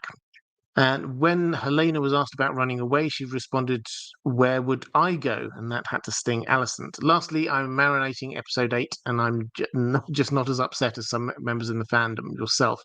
Um, well, let's pick on these one at a time. So, Jason Baylor, should they have found time to get married? Well, perhaps yes, but at the same time, when you're saying in order to get an heir for Team Black, at the moment, Team Black do not feel as if they're short of heirs. They've got Jace, and then after Jace, they've got Joffrey, and then after Joffrey, they've got Aegon, and after Aegon, they've got Viserys, and those last three have all been sent off now over to Pentos. They're presumably going to be safe there. They don't think that there's an urgent need here. After all of that, then where does it go? Probably back up to Daemon, and then it probably comes down to his daughter. So it's not. They have got a line of succession here. It's not as if they've not got many people who they could have take over. So, yeah, I don't think the onus is on them to do that, but they could have done that, and that certainly wouldn't have harmed anything. Although, I mean, it would add an extra complication, I guess, if Baylor suddenly becomes pregnant. That potentially takes out one. I mean, I don't know what the rules on riding dragons while you're pregnant is, but one imagines you have to be a little bit more careful. So perhaps that takes one dragon rider out of the equation. So perhaps they're thinking, well, let's just capture King's Landing first, and then we'll get on with that business.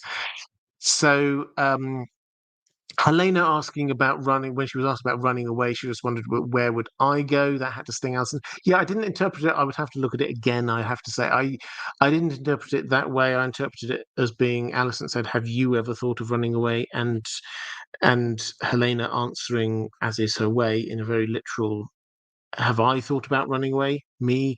Where would I go?" Rather than, "Oh, running away, that's a good idea. How might we all do that?"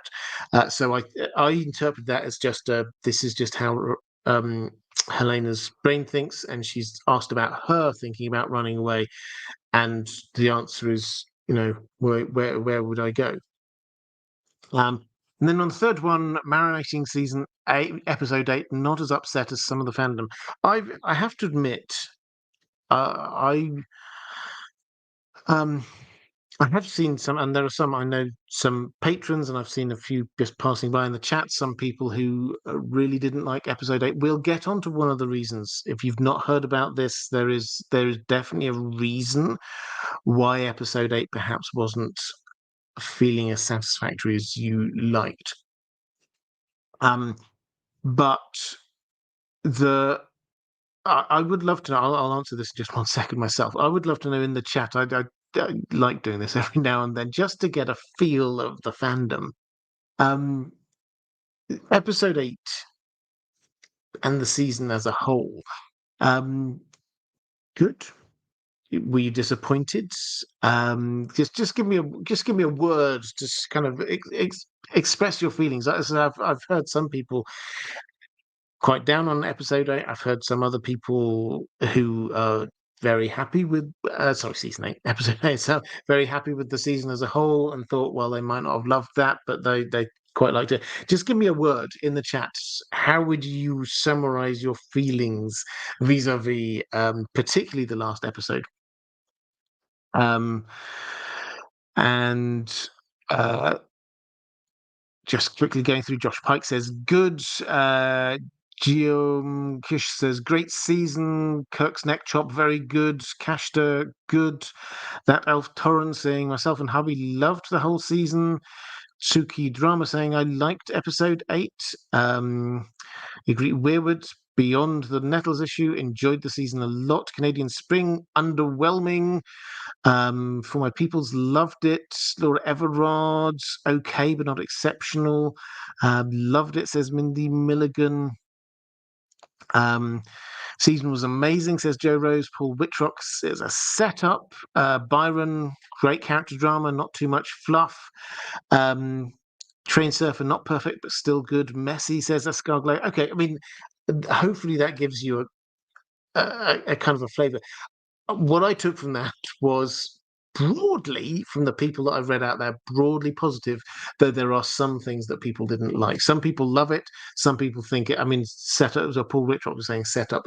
A lot of people felt that this was quite the way it ended was setting things up for season 3 rather than bringing everything to um, a satisfactory conclusion for season 2. I will take those. Actually, let me quickly flick forward to the thing that I was sort of talking about a little bit before. George R. Tolkien saying, "Salutations, Robert. What a great season. Also, what a terrible way to end the season. I know we got an amazing episode in the Battle of Rook's Rest and then the Sowing of the Seeds, but I think they completely flopped with their end bit. Do you think it's because they were forced by HBO to keep the season to 8 episodes instead of 10? I fear they angered a lot of the newer fans with having that last episode be a 70-plus minute trailer for next season. Commander Ray saying good evening. A lot of focus on the letdown of the season. All the build-up, no payoff leaves a bad taste. Personally, I enjoyed it, the season, intrigued by the changes they make, and it seems to have been affected by the episode count reduction and the writers' strike. 444 saying, as much as I liked the ending montage, it would serve much better for a penultimate episode ending with a big battle in the episode a week later than the ending of the entire series. I understand HBO must cut their costs, but I doubt they should do it on the biggest hit in their streaming department right now. So for those who missed this has come out just over the last few days, not from HBO itself, not from Ryan Condal, anything like that, but from I think what we would call trusted sources. Let's put it that way. Now, not just one person, but lots of different places, people that we would go, okay, well, you probably should know. Is that this was supposed to be a 10-episode season. And then 2 months before they started filming, HBO went to Ryan Condal or whoever and said, actually, can we just have 8 episodes, not the 10? And so they had to rewrite things. They got what they thought was a good 10 episodes, and then they had to rewrite it. So it was only down to 8 episodes. That meant that they had to drop some things that they were wanting to include and film, and they had to pull apart a few episodes. They had to squash a few things together, and some things just had to be dropped. Now, as I said, then what would normally happen in this situation is that they would carry on writing through the season, because it takes them a long time to film. House of the Dragon season. So they would, as they were going, they would tweak a few bits here and there and tighten stuff up. But because we had the writer's strike during the season, it meant that actually they couldn't do that. So what we ended up with was 10 episode season hurriedly chopped down to 8. Now, I think that shows, personally, I think that shows that what happens is you get some episodes that felt to me quite tight in terms of pure writing. This is, and the way they seem to like to write episodes where you'd go from. You'd have a sort of a setup and an arc within the episode itself. For example, the Battle of Rook's Rest episode, the one with Rhaenys, and that they had the whole episode was building up to that last moment. You have the Aegon being ignored. You have the Rhaenyra facing this question about how am I actually going to go out there? Should I be sending dragons out there? Who should I be sending? All of this was building up to the end, and that worked as a self-contained episode. Similarly, I think there were a few others that worked very well like that. Episode 2, I think, worked particularly well. That was the one with the Cargill twins, if you remember. All of the different strands pushed towards that end point with the Cargill twins and what happened. So I think they probably had to decide, well, we've got a lot of these episodes that work well in and of themselves, and then the rest they had to chop off a bit off the end.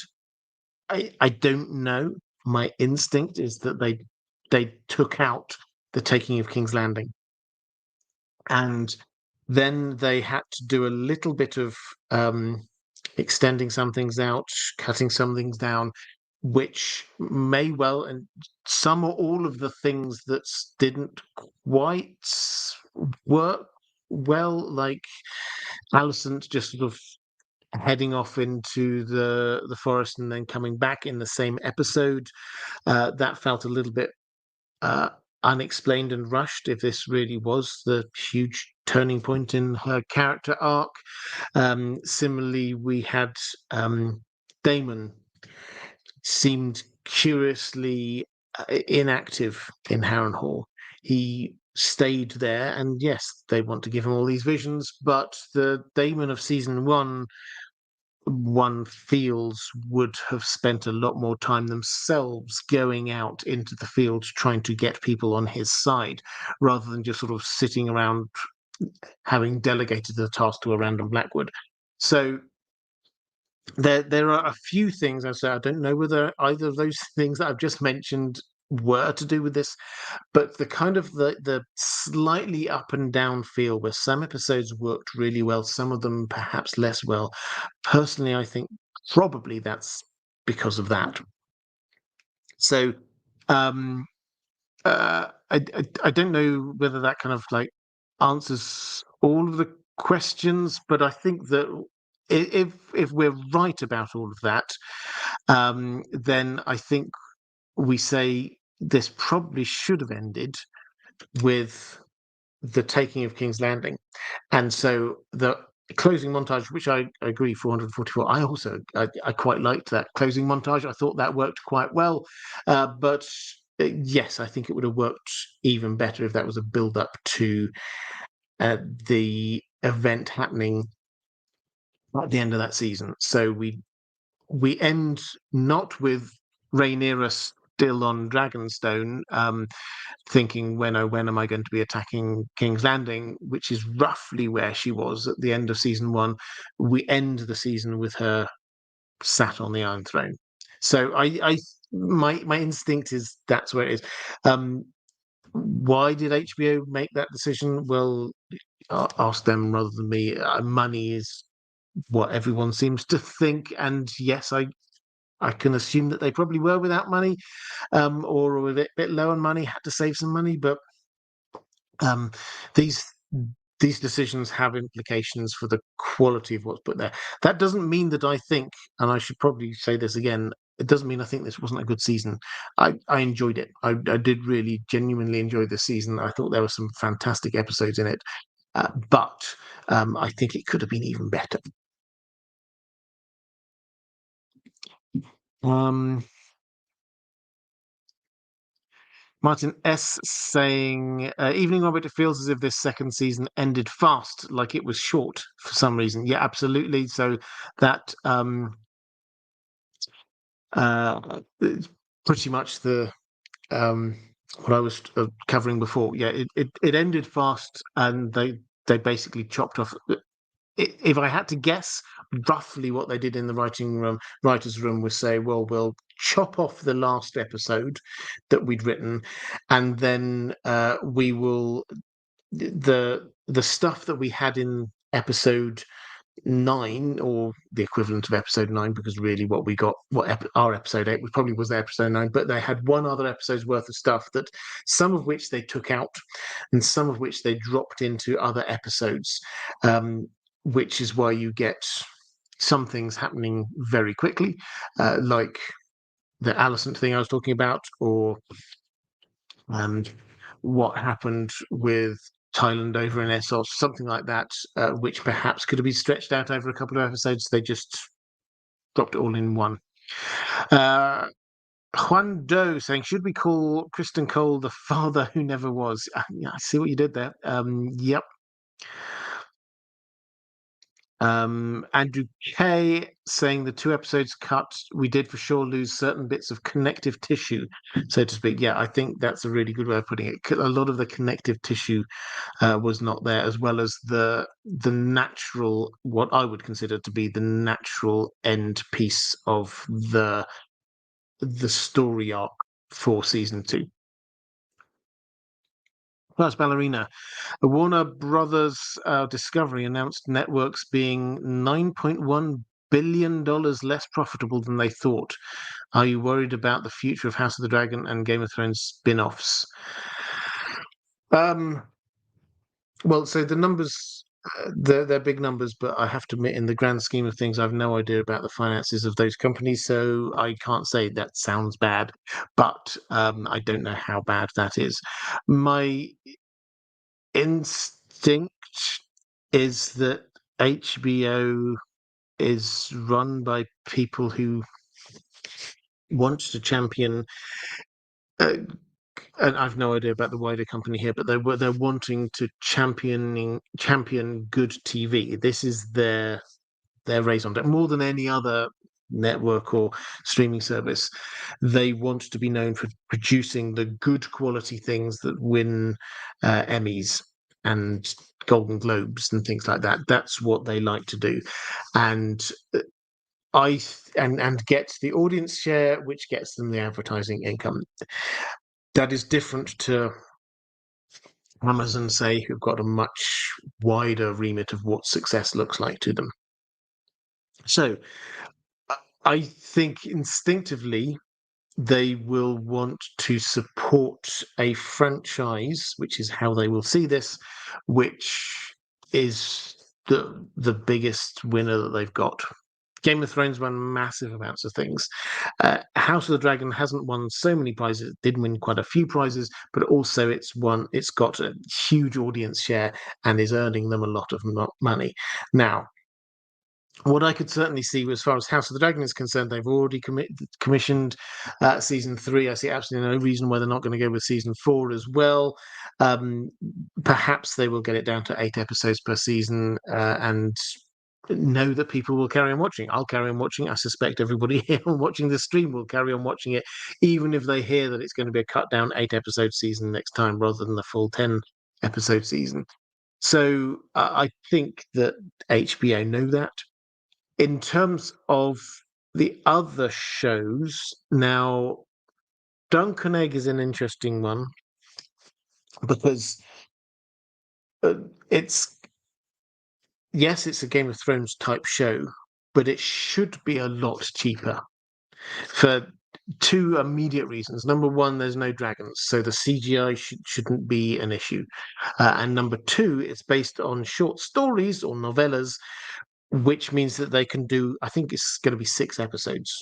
So it's not even an 8-episode season. This is just a 6-episode thing.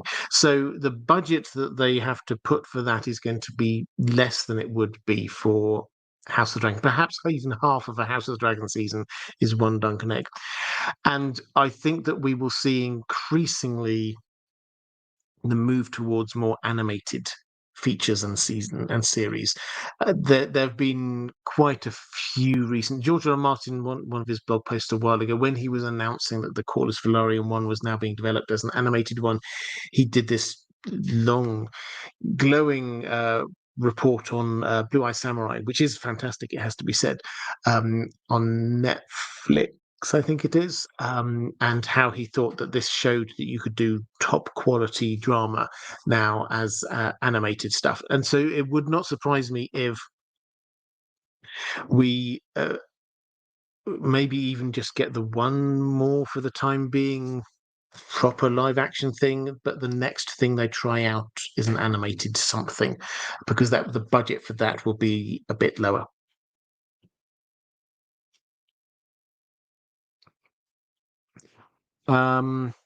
Sydney Rose, do you think some of the political machinations were sidebarred to focus on magic? If dreams are the center of House of the Dragon, council meetings were definitely Game of Thrones. Well, some of the political machinations sidebarred to focus on magic. Well, they've focused a lot more on magic. Let's put it that way. We've had Helena and also what happened with Daemon. I think I would say, I don't know whether I would say the political machinations have been sort of pushed to one side. We certainly have had a lot of small, I mean, double the small council meetings because we have Black Council and Green Council.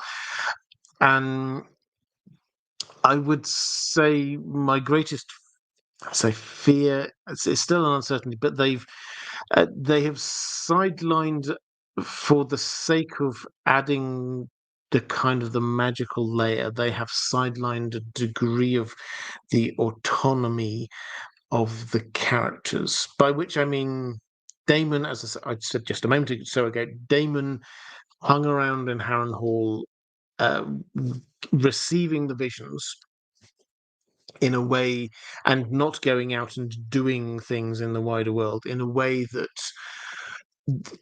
kind of went against what we knew of his character. So he didn't go out there and try and gather. He had one little go at trying to gather an army. He had a Blackwood come and said, "Okay, well, we'll go with it. You can support us, but we'll go try and get the Brackens." Oh, that didn't work. Well, okay, I'll delegate that to someone, and I'll go back to Harrenhal. That didn't feel very Daemon-y, but that was what was needed in order for Hit Daemon's character arc within Harrenhal to happen. And then similarly, we get with Helena. Um, she so her visions are of the future about what happens, and now she's telling Aemond what is going to happen in his future. And does that mean that we've got Aemond locked in? If they do this well, then we should have the good old traditional Song of Ice and Fire. What matters less is the truth or not of the prophecy. What matters more is whether someone believes it. And if Aemond is scared of it in some way, that is going to affect how he acts. I think I've got one more question in the chat. Martin S. I think The Wheel of Time had a good season 2 finale. A worse show overall, but still a more proper season 2 finale than House of the Dragon. Although Elaine Trakan's arrow wound disappeared a little too conveniently. Yeah, I mean, I think A Wheel of Time, which I don't hugely cover on this show, but I'm a Wheel of Time fan.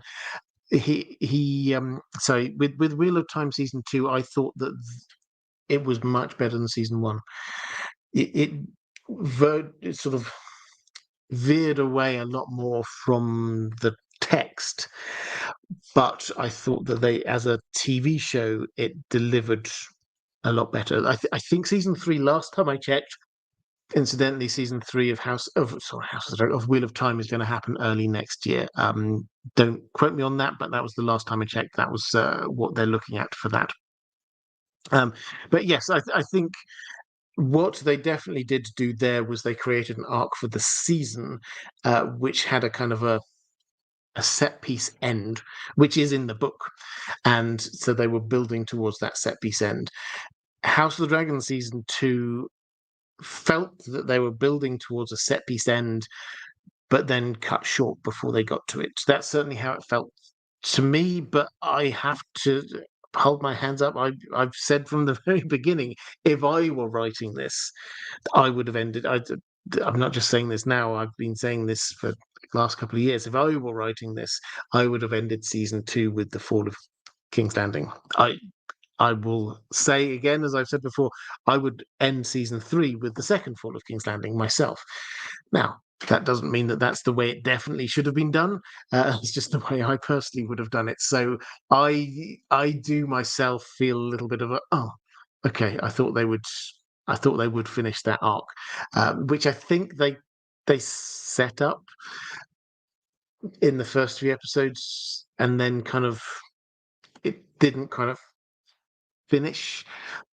Uh, which I say again, I enjoyed the season, but this is a thing you can do with something you love. Is just sort of critique a few of the little bits here and there.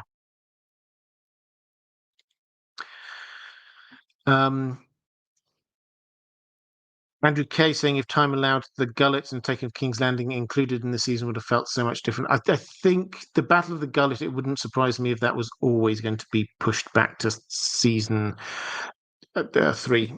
To be honest, it is a big set piece battle, which book canonically should happen before the fall of King's Landing, but it could, the way that they've written it, it actually could work just as well afterwards. In book, this was one of the things which pushed Rhaenyra to actually finally attack King's Landing, but the way that they wrote the TV show, she's been going on this arc during the season, which takes her to a point of I'm going to go on the attack with these dragons, and she doesn't need the extra push of what happens at the Battle of the Gullet. Eric Harger, pardon me, Eric Harker. Hello, Robert. Random question: is there any Westerosi holidays? I don't recall reading about any. Do they have a New Year's Day, Christmas, etc.? Yeah, I actually get asked this a reasonable amount, so it might be a random question, but people do ask this. I did. This isn't the question you asked, but I did a video on Lord of the Holidays in Middle Earth, Lord of the Rings. Last Christmas, I might when we get up to this Christmas, I might do this one for Westeros, because, as I say, people are interested. I think the short answer to this, in advance of any research I do for that video, is that across Planetos as a whole, there's lots of different cultures, so everybody celebrates slightly different things. In Westeros, then you certainly seem to have name day celebrations. There certainly seem to be some, I think we've seen midwinter type style ones, but also the Faith of the Seven. You have Maiden's Day and things like that, which they celebrate.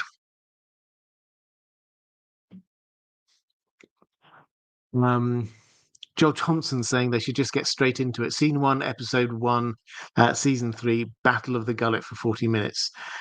I mean, it could work. It could actually work. If they wanted to, they could start season 3 in so many amazing ways. I was chatting to Aziz from History of Westeros a while ago, and we were just playing with this idea of with Sunfire. This would be a fantastic way to bring Sunfire back into this at the beginning of the season, to suddenly just have this cold open of we just get a shot of Sunfire there, barely alive, and then some people sneaking up trying to kill the dragon. And that just going very, very wrong, and then Sunfire flying off, and then we go into the credits, and it's like, what? How does this fit in with them? And it would feel a bit like what happened with the Winterfell cold open, which was that okay, that was cool, but are we going to see this again? Is that the last we're going to see from from the north? Is that the last we're going to see from Sunfire? that appealed to me, at least as an idea. But yes, if they wanted to, they could go straight in with the Battle of Gullet. They could go straight in with the taking of Harrenhal. They could go straight in with the fall of King's Landing. There's a lot of things that they could just bang. They could make an epic first episode. There are lots of different ways in with this. And they've been freed up, bizarrely, they've been freed up a little bit in this by the fact that they've had to cut some stuff, it would appear, from season 1, because now they've got a number of different options about how they start season 2. If they had ended with the fall of King's Landing, I think they'd have probably done that at the same time as the fall of Harrenhal, which means that then they would have had to face, well, okay, we'll go straight in now with the Battle of Gullet. But now they've got a number of different options of things that they could do. Let's go to trying to find my next question from my patrons.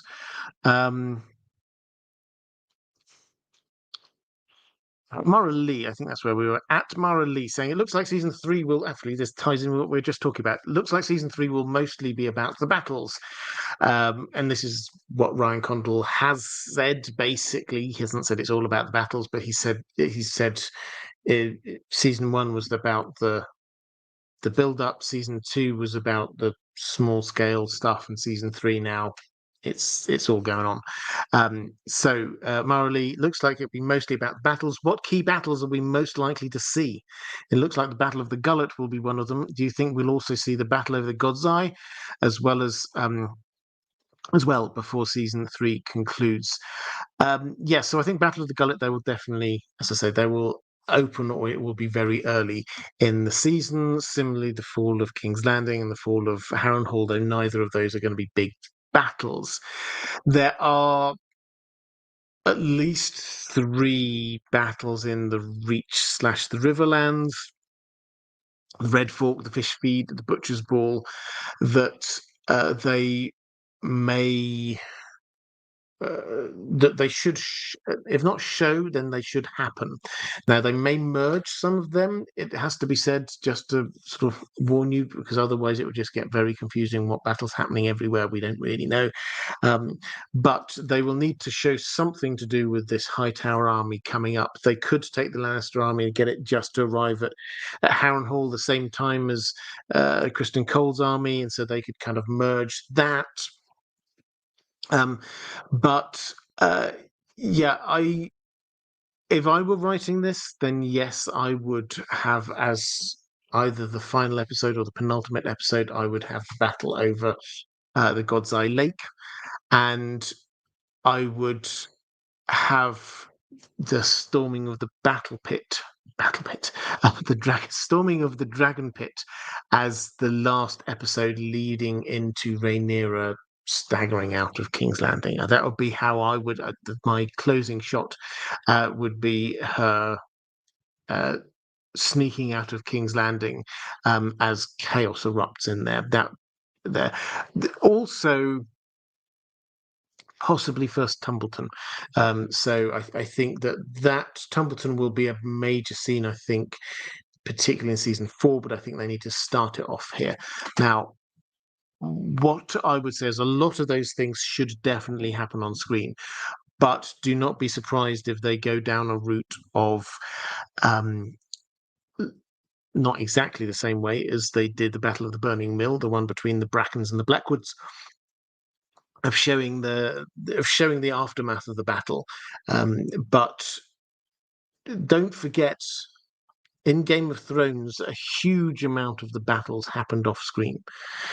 That we don't actually get many on-screen battles in Game of Thrones. We have the War of the Five Kings, where the first sort of real battle that we have is the Battle of the Blackwater. So season 1 doesn't really we don't see much by way of battles going on. Season 2, ditto. It's not something. I mean, this is a hugely complicated thing to do, a big battle scene, and I would imagine hugely expensive as well. particularly if dragons get involved. So expect them to be thinking of creative ways to get us emotionally engaged in this without necessarily showing 10, 20, 30 minutes of a big battle going on. Reflective rambling, picking up a question for Wilma26. Thank you very much. I love it when people do this. It's very kind of you. Thank you so much for your coverage. Well, thank you. You're very welcome. Do you think the scene with Aemond and Helena was indicating that a jump might be a push? So this is Brooke spoilers. Pardon me. This is Helena who will at some point later on, possibly in season 3, she will end up falling out of a window in the Red Keep onto some spikes below. And it's not made clear in Fire and Blood if this was her jumping or her being pushed. Now, I did have a theory from I sort of rode back on during this season that she had, if she had a vision of what happened to her daughter Jaehaera, who gets pushed out of a window in the Red Keep, this is eerily similar, and dies, and this is eerily similar to what happens to Helena. So maybe she has a vision of what happens to her daughter, and she has to live through this. She lives through the experience of seeing her last child killed, and by seeing it in a vision, having already seen in the vision and experienced her other children being killed, and that just pushes her over the edge, and she kind of enacts in a tragic way what happens to Jaehaera. Now, the way that they've built her character during season 2 is actually away from what we see in Fire and Blood. After Blood and Cheese, she basically hides away in her room and doesn't stop crying and doesn't play any role in anything at all again. So that's where she is in the book. On the show, they've almost taken her in the opposite direction. She's speaking quite coherently a lot of the time. She's having genuine discussions there with her mother about her feelings. And when she's talking to Aemond with that kind of the visions that she was getting, it's very different to the visions that she was giving out in the first season and even the very beginning of the second season, which are visions that you don't, until you look back on them, you don't really know. Beware the beast under the boards. Like, what does that mean? We know what that is looking back at it, but at the time, no, that didn't kind of make a lot of sense. And then she's doing funny little rhymes about black and green and spiders' webs and things like that, and we can look back and say, okay, but that's all very kind of figurative language. Now she's changed completely. It's just like you will die. This is how you'll die. She has changed her style of delivering these prophecies completely. And what we don't know is whether this is because she's receiving her prophecies differently, or whether she herself has changed in some way and is interpreting them differently. So, in answer to that question, whether it's indicating a jump might be a push, he was certainly implying that maybe he might want to kill her. I don't think that in the book the implication is that he did kill her, but maybe somebody else would. Martin S. Who would win in an air battle? Elrond's father Erendil on Vingelot or Aemond on Vagar? So, well, we know Aemond on Vagar. Vingelot is basically a ship that flies across the sky, taking it's the last Silmaril, but for us, it's the Evening Star. I mean, I mean, this is one of those things where I think you can go, okay, so Vhagar has got a fiery weapon, and as far as we're aware, the Vinglot doesn't. But so yes, but at the same time, Vhagar can fly, but not right up in the heavens. So if Vinglot stays up there, if Erendil stays up there, then Vhagar's never getting there. Elf Boy saying God's Eye Battle will be season 5 at this rate. We've had confirmation there will be 4 seasons only. So, and they know where they're going to finish. I still think they will finish with the Hour of the Wolf. And if that's the case, then I think we've got the God's Eye Battle probably towards the end of next season, maybe towards the beginning of season 4. But yeah, when we're not doing season 5. Okay, let's go to a question from Maura Lee saying, through the season we saw Alice Rivers working with Damon in order for him to come to the realization of his true destiny and the need to bend the knee to Rhaenyra so that she can take the throne back. Eventually his destiny is to fight Aemond and perhaps lose his life at the battle over the God's Eye. Was all of this, the lessons, the visions, etc., so that Damon would have a deeper understanding of the situation, of his fate, and what his role needed to be in all of this? I mean, I think the short answer is yes, that's his character arc for the season. In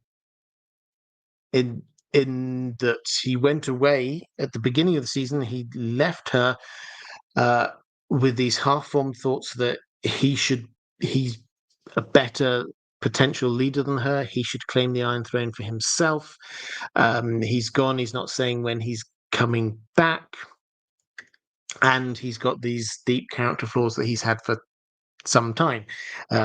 Character flaws about always running away when he has responsibilities for his loved ones, never asking for help, always trying to do things on his own, and thinking, he's in charge of his own destiny. So all of that stuff has to be dismantled, and that is his character arc for this season, so that he reaches the point where he can ask for help. He reaches the point where he can say, actually, I'm not the best person to be doing this, to be king. Actually, Rhaenyra needs to be on the throne.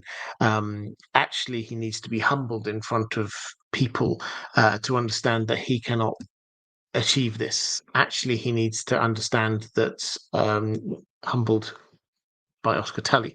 And actually, he needs to understand that there are powers over and above him which are more important than him just being able to do what he wants. He's got a role. So that's the kind of the arc, the feel that he's got. Michelle Rimo saying, "Hi Robert, hope all is well with you and Dan the dog. We got it. We finally got it. Young Blood Raven with his wine-stained raven-shaped birthmark. How did you feel when you saw the reveal of Blood Raven?" Now, I have to admit, this is one of those things I was spoiled on. Somebody did tell me about this, so I didn't get the chance of being completely surprised by having Blood Raven appear. That doesn't mean that I wasn't absolutely delighted. I was fascinated. I didn't even, I have to admit, when I watched it, after Blood Raven, I paused and had to go back and watch the Blood Raven bit again, even before I watched the rest of Damon's vision, because I was so excited by that. I thought, boom, done. Yeah, I loved it, even though it had been a little bit spoiled for me before. And then saying, I'm wondering, do you think the show is setting Damon up to be able to have weirwood visions and green sight, since the vision he saw came directly from weirwood tree's sap or blood, and Alice Rivers, who seems to be helping him develop, or at least is the one guiding him towards the weirwoods and the old gods? Yeah, I think one thing which happened in an earlier episode, I can't remember exactly which one, maybe 4, which is we kind of noted at the time, but haven't come back to. As Rivers, when he meets her in her room, she's sort of in mortar and pestle, sort of grinding something up, and she gives him this thing to eat. After which he immediately seems to go straight into dream vision mode. that felt at the time very much like a weirwood paste, in the same way that Bran is given a weirwood paste to open up his ability to be accessing the weirwood network. So it feels as if she gave him that, which allowed him to be having more of these weirwood dreams and then ultimately be able to access the weirwood network. So are they setting him up to be this kind of green seer figure? I mean, they kind of already have. The question is he going to take any of this forward with him? Or is this a one season character arc that they're going to now just leave alone, and it's he's learned his lessons and now he's going to go off and do the things that he's been told he has to do?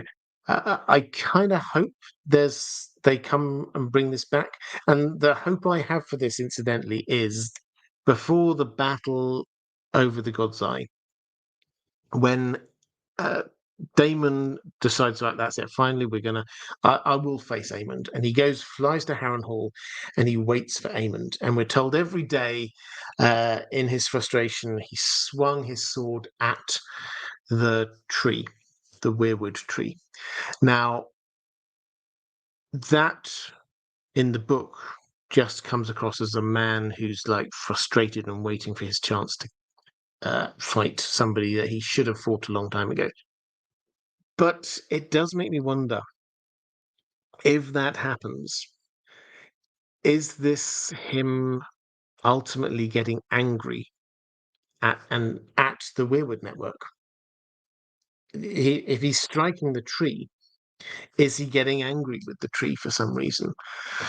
Why might he get angry with the tree? Well, if what we hypothesized earlier is anywhere near correct, then he's been told the tree has basically said to him, this is from his perspective, the tree has said to him, you need to go and put Rhaenyra on the throne.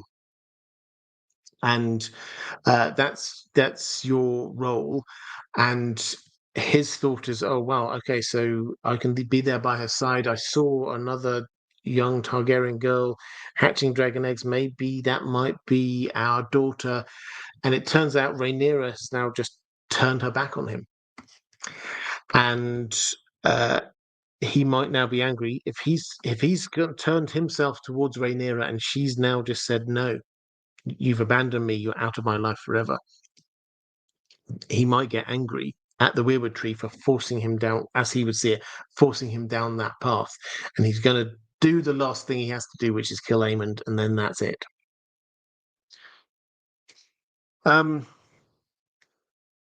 Question from Rasla. What are your thoughts on the Blacks now potentially taking King's Landing, not because of tactical brilliance and Daemon's relationship with the Gold Cloaks, but because Alicent surrenders it? It kind of takes away from one of the Blacks' biggest victories in the book, and the show is starting a trend of taking book characters' great achievements and giving them to other characters. Well, your sort of wider point here, I think I would definitely agree with, that one of the things that the show has done has taken away a little bit of the volition from characters. I don't mind this sometimes, but there's a lot of misunderstandings or things not quite going as you want, taking away the impressive actions for good and ill that people do, and just slightly saying, oh, actually, they weren't that impressive. For example, Aemond killing Lucerys in the battle over Shipbreaker Bay way back in season 1. In the book, the clear implication is that this is Aemond chasing down and killing in bloodthirsty way this younger child on a younger dragon, and that kind of built up this idea of who Aemond was. But the TV show made it apparent actually he didn't intend that. It was actually that he didn't have control over Vhagar at the time.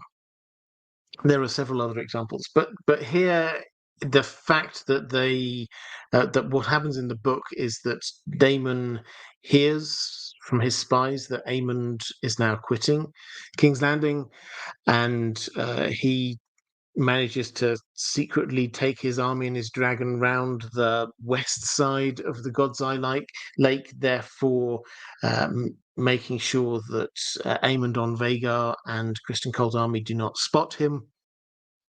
He uses old contacts in the Gold Cloaks to get them to be turning on the powers in King's Landing. And so then he and Rhaenyra and the other Dragon Riders can all descend on King's Landing at the same time, one of them arriving here, one of them arriving there, and it's a well-executed plan. On the show, where they seem to be going is that Alicent now is just going to open the doors. And she said, so there's no intelligence gathered from Daemon's sources. This is just Alicent said, oh, by the way, Aemon's about to fly away. Maybe we don't even need the Gold Cloaks to do this if the gates are going to be opened. Is this taking away from Team Black? A bit, but the way I certainly read the book, this was really just a massive strategic error from Aemond, who headed out with the army and the only dragon who was potentially there to be defending King's Landing. So, yes, it was well executed by Team Black, but more it was just Team Green dropping the ball. And we still have that because Vagar's gone away. The wrinkle on this is that it's not Aemond has seen how many dragons there are now, and he has made a decision to fly away. We've not seen his thought processes here, but the implication is he just thinks, okay, I'll abandon it. They're coming that way anyway. It's gone. And it turns from being him heading off with a tactical mistake, leaving King's Landing open, to him realizing the odds and deciding to beat a tactical withdrawal. That's the shift that we've got going on here, I think. Blitzen saying, hi, Robert, hope you're well. I am, thank you. I've seen people saying that Ulf's demeanor during the finale was unrealistic for a man of his position. Personally, I think it makes sense for him to act in that sort of way, given he was already shown to be somewhat arrogant, and now in his mind, he is all but invincible with his dragon, and he probably thinks that they need him, and he also doesn't seem like the smartest guy. What are your thoughts on this? Yeah, I think they set up his character quite well, and I think it works that we have a variety of characters as the dragon seeds. Adam, who's there, pardon me, bending the knee straight away. He's saying, right, well, I'll do all of the training exercises you say. I need to learn a few command words. Show me what I'm doing. He's being the model pupil. Hugh is there, kind of reserved, but seems to be playing the game. Ulf is just enjoying his new life. I think it kind of makes sense. I think it makes sense given the character that we've seen from him so far, and also the fact that whereas you got Hugh, who was there like, come at me, and claimed his dragon, basically. Ulf went there seemingly convinced he was going to die until the very last minute, and then it's like, yes, I survived. And he's probably still absolutely pumped from this. He thought this was the end. He thought that all of his bravado that he was there showing his friends in King's Landing, yeah, I'm related to royalty, and then he gets called out on it, and whether he was making that up or not, he did not seem to want to go there, and he almost certainly was now he's high on life. He was not expecting this. He's got a dragon. He's one of the most powerful people ever. He's not enjoyed the diet he's had over the recent weeks, and now suddenly he can have any food that he can imagine. So for me, it makes sense, and probably it will depend on how it goes on from here. Let's go to Naberios saying, this may be a bit tangential, but it relates to the Targaryen's dragon dreams. I know there's little information on ancient Valyria, but I'm interested in your thoughts on whether having a dragonborn special ability is unique to the Targaryens. I think you're talking here about dragon dreaming, or if some or all of the other houses would have had their own dragon-based gift or curse. What might they have been? Increased physical toughness, longer lifespan, etc. Some might feel that Targaryens had their visions long before the Doom, and they probably wouldn't have been one of the lower. If they had, then they wouldn't have been one of the lower dragon riding houses. Um, so, yeah, this is one of these interesting things. Now, in terms of um, are the Targaryens, are they similar to what the other Valyrian dragon riding families are sort of physiologically? I think probably yes, is the instinct we have. We don't know the details, but it seems that there's some kind of gene splicing between humans and dragons, which has helped create this bond between the dragons and the Valyrians, and so the Targaryens got the benefit of that just as much as the other Valyrians did.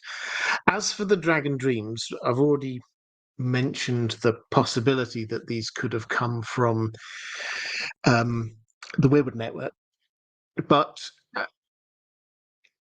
the idea that Daenerys the Dreamer, her first dream was about the Doom of Valyria, that doesn't quite work for me, I have to say, is because the response from the family was, what, you had a dream where Valyria was going to blow up? In that case, right, the entire family, we've been here for thousands of years, but we're going. Let's buy some land long, long way away. Let's move everything. Let's abandon this political game we've been involved in for a very long time. We'll abandon this place that we presumably enjoy living in, all of our friends, all of the wider family that we've got, and we're just going to go somewhere miles away where nobody's ever going to visit us. That feels like it requires something else. Now, perhaps that's other people getting visions. Perhaps that's the fact that Daenerys had a track record of having visions before that. Perhaps that means that the Targaryens had visions that had come true in generations previous. We don't know yet, but I'm pretty sure this wasn't just Denise woke up one morning, yawned, stretched, and said, "Dearest family, I just had a dream, and I think this means that we should sell everything and move thousands of miles away." And then they go, "Yep, okay." I think it's going to be more than that. Mr. Worldwide saying, "My good Sir Robert, in the scene with Daemon and Sir Alfred Broom, we hear a whisper of traitor from the Weirwood. In the original Game of Thrones series, we learn that Bran could somewhat speak through the Weirwood magic to his father Ned at the Tower of Joy. Who do you think was the voice that we hear? Is it perhaps Bloodraven, or maybe Alice accessed the Weirwood network in real time, or my favourite idea, George R. R. Martin himself?" Well, George R. R. Martin is the tree, of course. They've put his face onto the tree. I think this is the Weirwood network, and I think it's somebody working through the Weirwood network, and so I think this is Bloodraven. Now, why would they do traitor there? I think my instinct is that this actually is not the thing that we think of him as being a traitor for, the thing that happens later when he betrays Rhaenyra. I think this is for this moment here. It's for Daemon. It's to say, hey, Daemon, this person is a traitor. Don't go with his, because they will have been concerned that Daemon, having gone through all of this life-changing stuff and learning to understand himself better, etc., etc. If somebody suddenly comes who's a respected member of Rhaenyra's inner team and says, "You know what? You should be king. I would follow you. You've got a big army here. Right? You should be in charge." The worry on just a normal human basis would be he's going back. He's going to um, uh, return back to his old ways. And we get two things here, potentially from the Weirwood Network, to try and stop that from happening. The first thing is this traitor idea, which puts this idea in Damon's head. Okay, what I'm hearing here is a traitor. But then secondly, we have Simon Strong, who we've already given all the flowers to already. Simon Strong calls in Rhaenyra. And he's not done this at any point in the past. Let's not forget. Damon's there basically saying, yeah, call me king. I'm going to go and sit on the Iron Throne. At no point during this did Simon Strong send a little message over to Rhaenyra to say, I have this feeling that your husband's starting to get a little bit heading the wrong direction. He only did it here when Damon hadn't even responded yet. He was concerned. So, and why are we saying Simon Strong here is connected to the Weirwood Network? Well, he may not be as closely connected, but clearly he is living in this castle and world in which the Weirwood Network is very, very real and present, and he is not fighting against it. He seems to be the one who made Alice Rivers this replacement maester. So he's actually given her a position in the household of great respect. And in the show, what we have going on is, and I don't think this is every time, but almost every time Damon wakes up from a vision or something, who's the person who wakes him up? Simon Strong. He's the person. He knocks on the door. He wakes him up during a mealtime. Whatever it is, he's the person who interjects. So if this happened some of the time, or even half of the time, you go, well, yeah, okay, fair enough. He is the Castellan of this place. Then that makes sense. But for it always to be him, pretty much, does stretch credulity and makes you wonder whether he's in on this and has some ability to kind of bring Damon back out again. We've had no evidence of it. This is very tinfoil, but the things all stack up that he is clearly not anti-Weirwood, or he would have done something about this. He is clearly supportive of Alice Rivers because he appointed her to a position of great authority, and he coincidentally is the person who is connected not more with the visions than Alice Rivers is, because he's the person who's there immediately talking to Damon as he comes out from these visions. Question from George R. Tolkien. Oh no, actually, that one I've done. Commander Ray asking about synopses of character arcs. I've done quite a few of these. You say, personally, you think Vermithor is the star of the season. I think Vermithor was fantastic. Watch out, I've got a video on Vermithor coming out at some point in the next few days as well. But a couple of character arcs that we've not talked about, but I think are very important. The first is Kristen Cole. Now, he started out as one of the most hated characters in the show. It has to be said. He's already one of the most hated characters from the book. But his arc is, I don't know whether arc is even the right way of saying it. He goes out for this battle, the Battle of Rook's Rest, and what he sees traumatizes him. You see that from the moment during the battle. He seems what we would used to be called shell shocked. Is when after the dragon fight and he's there and he's kind of stumbling around looking at the devastation. He puts his hand on what he thinks is the shoulder of somebody, and it's just all dust inside. And ever since then, he's just been. He hardly looks up. He's all the time. He's cleaning his sword, sharpening his sword, and he seems to have lost all hope.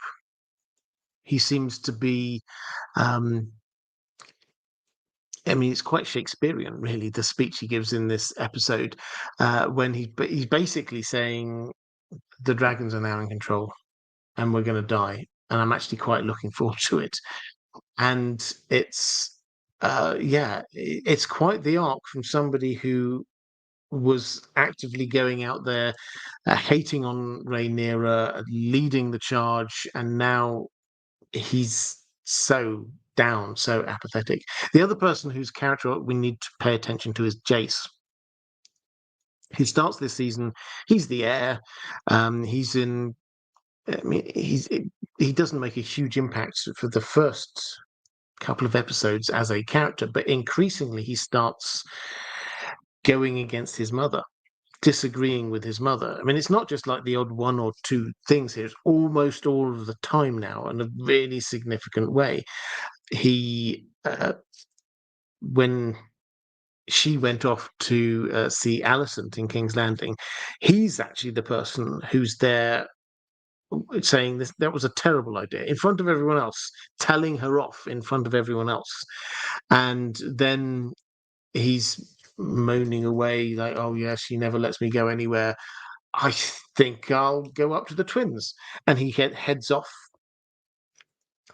against his mother's wishes and negotiates on her behalf on a mission that she was completely unaware of. That is kind of rogue behavior.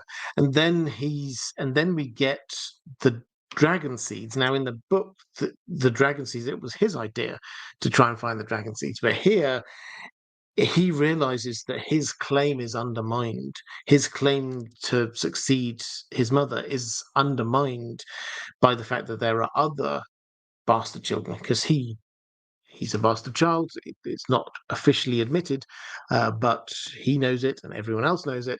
And there are now other bastard Targaryen children out there riding dragons, and some of them are riding bigger dragons than him. And so he is starting to get really quite frustrated by this. So watch out for this. There's not much more of his arc that can happen, but there's a frustration brewing there, that they have been drawing out all this season. Maybe if we had 10 episodes, we would have seen how that ended, but they didn't quite end that arc. So keep an eye on it, because that is another important character arc that we've got going on. Question from Curse Ballerina. Is the human-headed dragon in the opening a Valyrian sphinx, a representation of forging the dragon bond, or a mature form of the stuff inside area? I assume you're talking about the opening credits with the tapestry work. My feeling is that I think I know the one you're talking about, but I'd have to have a look at it and point at which one it is. But my feeling is that what we're looking at there is a representation of the forging of the dragon bond, which, so not just like a mature version of what was inside area, but probably related to it. And kind of similarly, the other thing you suggested was a human-headed dragon. But is this a Valyrian sphinx? Again, possibly.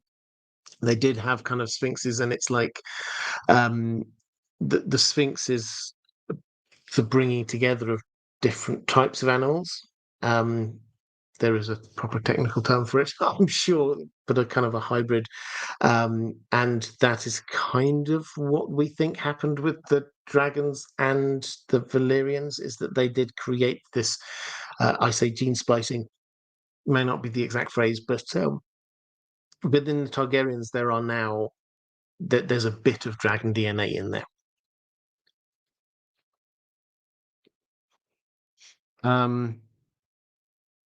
Joe Rose, thank you very much for the super thanks. I hugely appreciate that.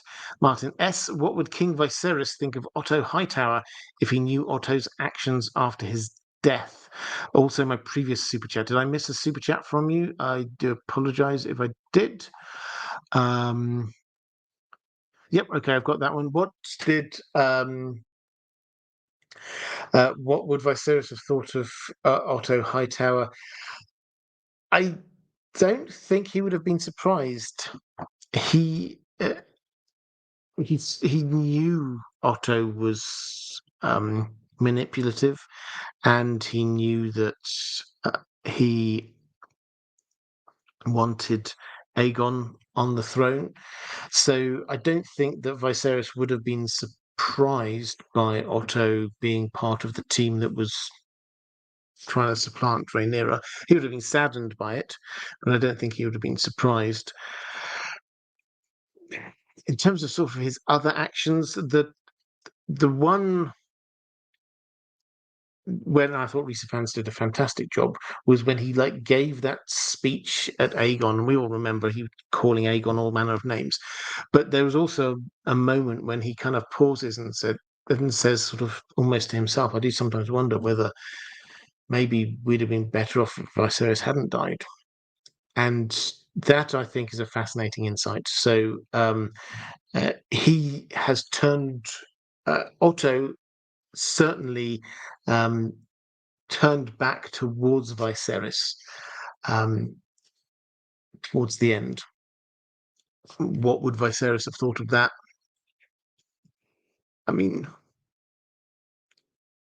probably he would still not have forgiven him for turning on Rhaenyra, but I think he would have appreciated it anyway. Martin S, I think this is the super chat I missed, saying, how do you think Game of Thrones early seasons would have been different if they'd had Rings of Power kind of budget, all else being equal? If they'd had Rings of Power budget is massive, the biggest budget TV show ever. At least, I mean, I find this quite a hard question to answer for the simple reason that early seasons of Game of Thrones are quite low magic. So I think they wouldn't have spent lots of money on the CGI. And when I say low magic, basically we've got in season 1, you've got a little bit of the others right at the very beginning. You've got a little bit of dragons being born right at the very end. And in the middle, you get a bit of Bran visions. Now, they might have made them look a little bit better. But my kind of instinct is that on season 1, there's not much they could have done except higher quality film quality, camera quality, and possibly bigger sets. So particularly Winterfell. I mean, this isn't a moan in any way. This is just the way that these things happened. When you get places like Winterfell, they are nowhere near the size, the grandeur of what they are in the books. And that is entirely understandable for a relatively small budget fantasy TV show. They've got a castle that they used for some of the yard shots and things like that. They could have some studio space which they could use to show the insides, and they could do a little bit of sort of, I don't know what it was.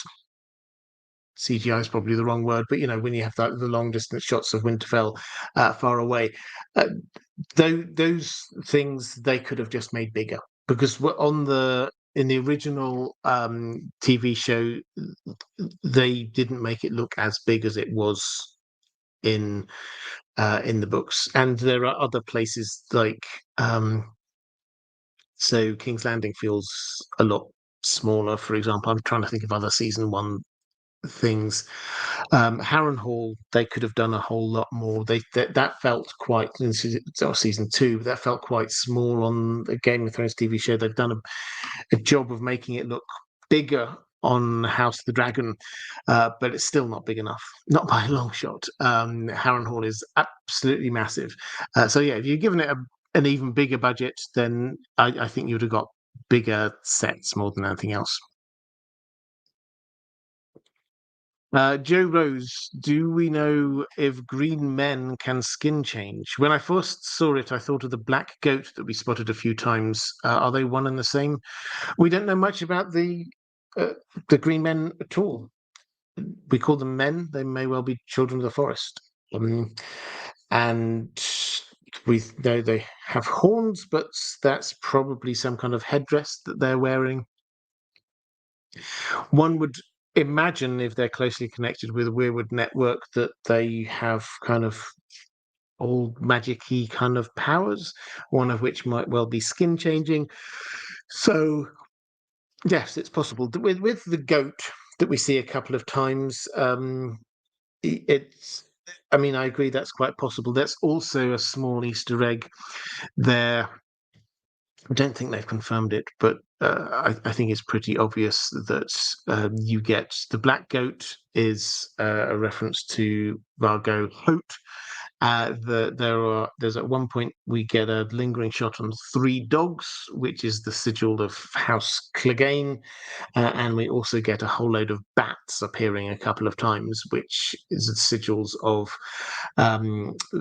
both House Lothston and House Went. Now, these are all houses who will later be in control of Harrenhal. So that was just a little Easter egg as much as anything else.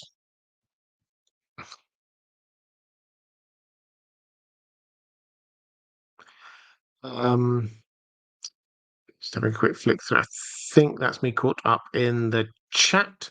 So let's go to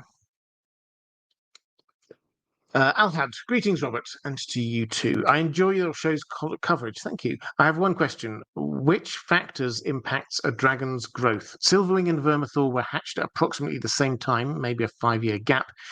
Yet Vermithor is considerably larger than Silverwing, both in books and show, I guess. Similarly, Dreamfire should be much more in size than both of these dragons, but that doesn't seem to be the case. Yeah, so Vermithor was a little bit older, hatched a bit older than Alison, a couple of years or so, something like that, than Silverwing. For Alison, Vermithor is described as growing quickly and is soon the 3rd largest dragon in the land. So, what factors? We're not told the factors. We get this bit from Sir Barristan in, I think, A Dance with Dragons, when he says, "A dragon never stops growing so long as he has food and freedom." So some of the factors are, does a dragon have food and freedom?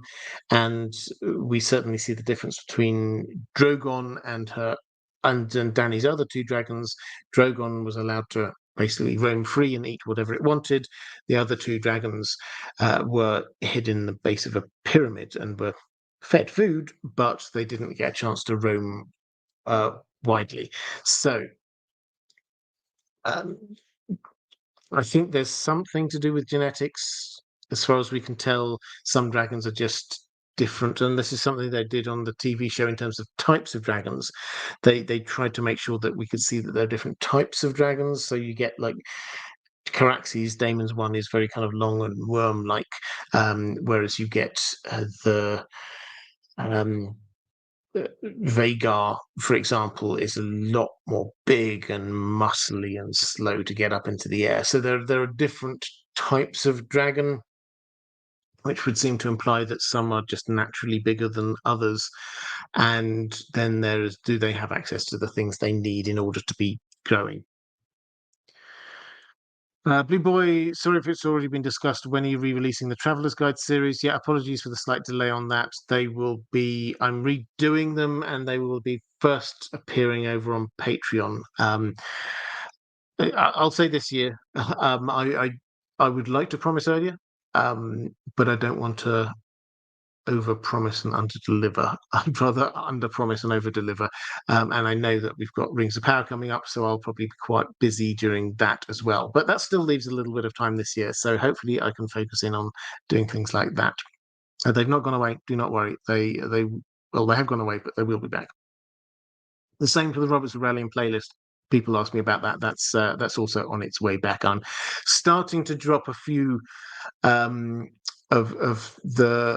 starting to rewrite a few of those videos that I think we've got all the information on them that we're going to get for a while. Wrestler. Once George has finished The Winds of Winter and released it, would you prefer he finish Blood and Fire and the Dunk and Egg stories before starting A Dream of Spring? Or try and get Dream done first? Personally, I think I'd prefer Blood and Fire and Dunk and Egg, as he can finish them quickly, and at least we'll have the conclusions for those books. Well, I mean, I would love doing this. Why not? Chat, let me know. I'll let you know right now what I think, but let me know in the chat just when. Come on, gods be good. When we do get Winds of Winter, what do you want George to be doing next? Do you want Dunk and Egg?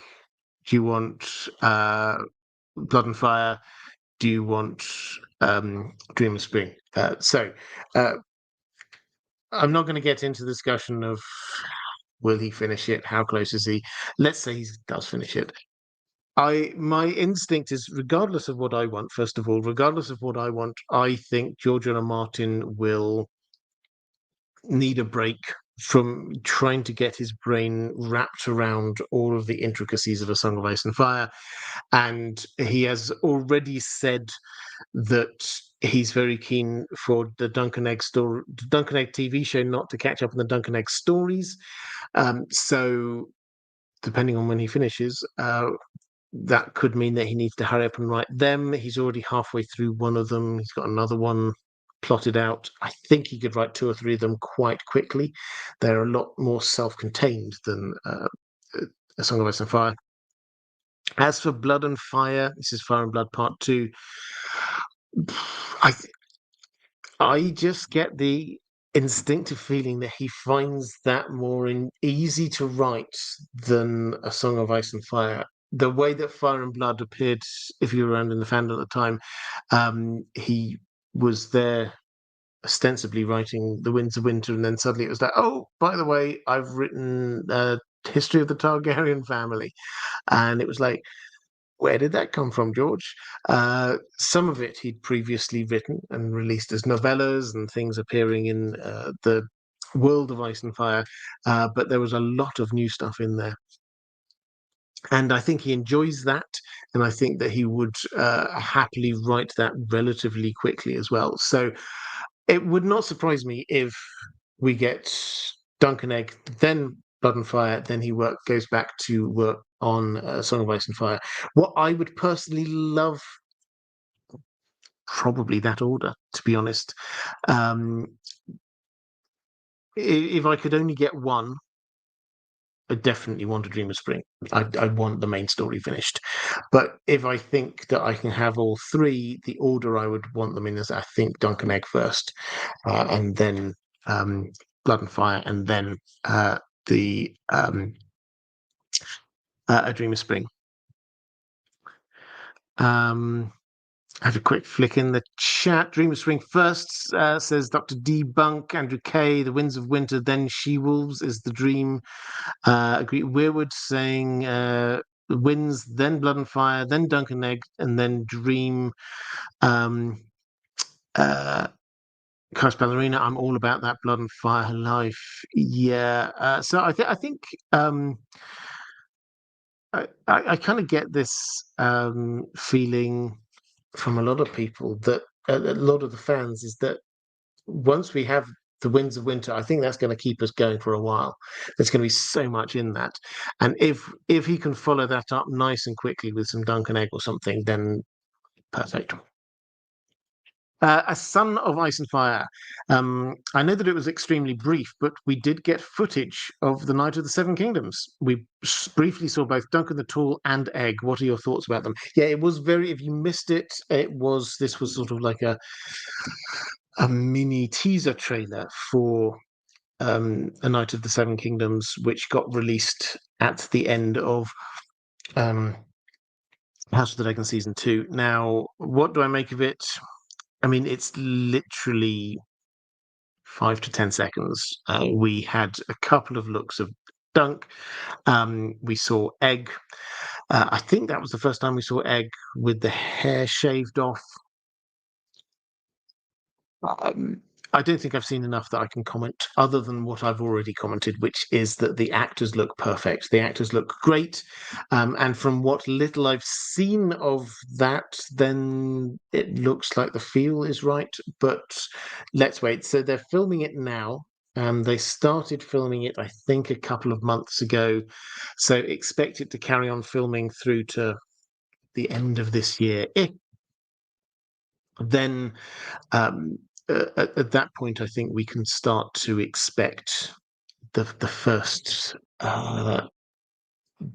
drip feeding of images and things like that. So that's the point at which I'm going to start getting more excited and engaged in it. I love Dunk and Egg. I can't wait for it, but I don't think I can comment on how good it's looking just yet. Zach K, what do you think is happening on the Isle of Faces? And do you think we will see it in live action on the House of the Dragon? What is happening on the Isle of Faces is the Weirwood Network is just carrying on as it was before. The will we see it on House of the Dragon? Well, Adam of Hull will be Adam Velaryon, will land on there in the books, does land on there. I'm just trying to work out the timing of this. Possibly the end of season 3, or maybe the beginning of season 4, depending on how they iterate things. But not immediately, but certainly a little way, not at the very end of the story.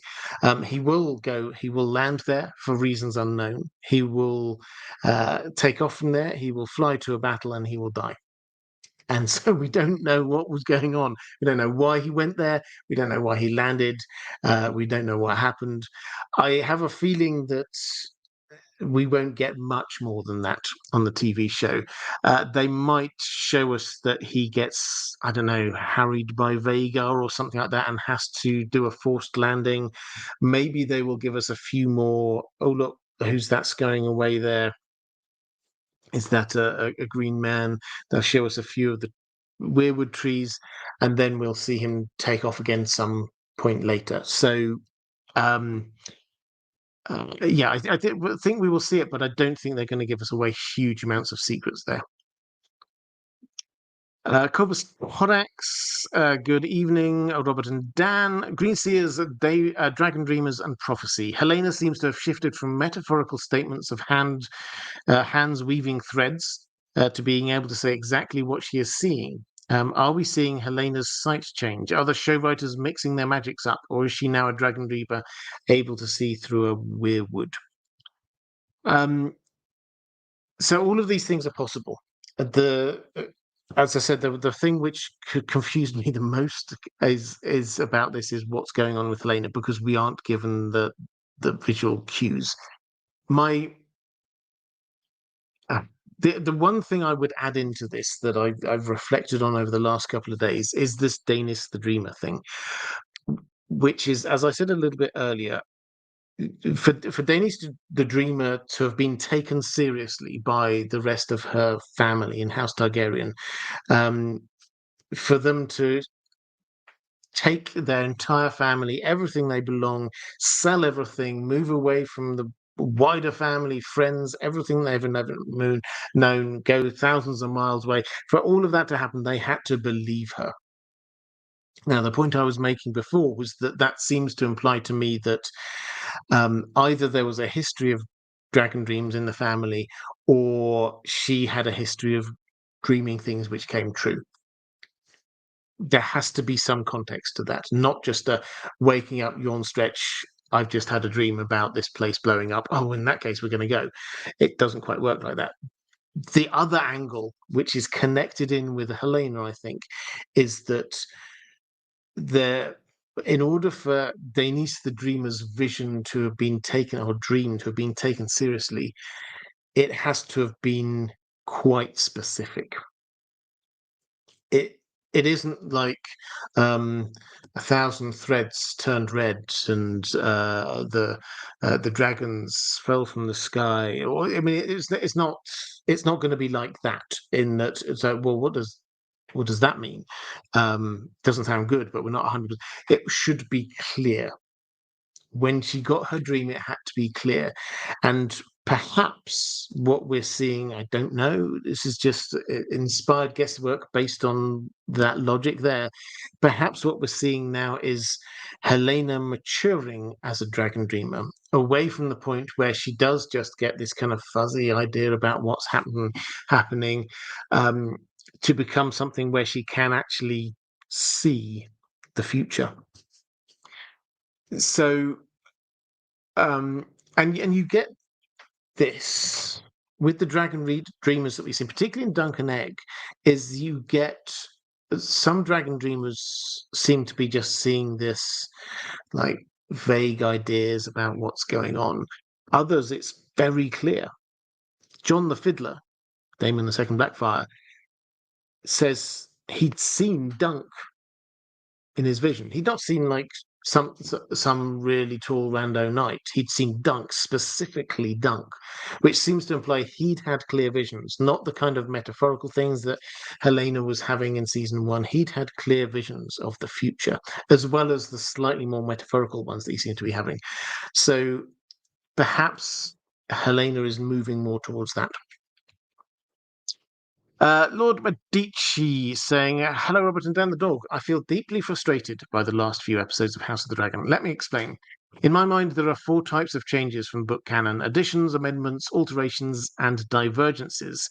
Divergences are also direct contradictions, but they don't seem to be justified by the constraints of adapting the show to the story to TV. And they do suppose major plot change. The latest example is Sunfire being dead. How does killing him make the story easier to tell? And what about the plot implications? Who's going to eat Rhaenyra now? And what about just erasing the fan favourite Nettles from the story? They seem completely gratuitous. Haven't the showrunners learned their lesson after the last 2 seasons of Game of Thrones? Sticking to canon as much as they can is their one job. I absolutely get the passion. I completely agree. Just on the couple of instances you're talking about, I did mention a bit earlier, just because Aegon says that Sunfire's dead, I don't think we have to interpret that as Sunfire is definitely dead. One of the key points about Sunfire's arc, if we can call it that, is that everyone just loses track of Sunfire. There's so much other stuff going on, where Sunfire, who knows? Didn't Sunfire die? Maybe. That's the kind of feel we should be getting, is that it's just gone. And they had to, in some way, they had to have Aegon name check Sunfire, or otherwise we're going to be wondering, he's going to be, because he's got a bond with this dragon, we're going to be wondering what's going on. And he's there thinking that Sunfire's dead. Now, as a complete digression, this adds yet another element to this the whole Sea Smoke Laenor issue that we were talking about earlier on in the season, in that has maybe Sea Smoke sensed that Laenor's dead? Well, here we get Aegon saying that Sunfire is dead, and we think Sunfire's not dead, which seems to imply perhaps that that the link isn't as close as we might think. It's not like with a skin changer where the creature they walk into dies, they feel it viscerally. It's not like that. So anyway, that's a digression. And the second one, about Nettles and Rhaenyra, as I said, I think the first answer I gave is that I think that although we're looking 96-97% likely that that's what's going to happen, I'm not giving up that 2 or 3% extra yet. That it is possible, if they wished to pull this back and introduce Nettles, they could still. Don't think they do want to do that, but if they did want to do that, I think that it is still possible. You could inject Nettles into the story now and it would be all okay and as it was.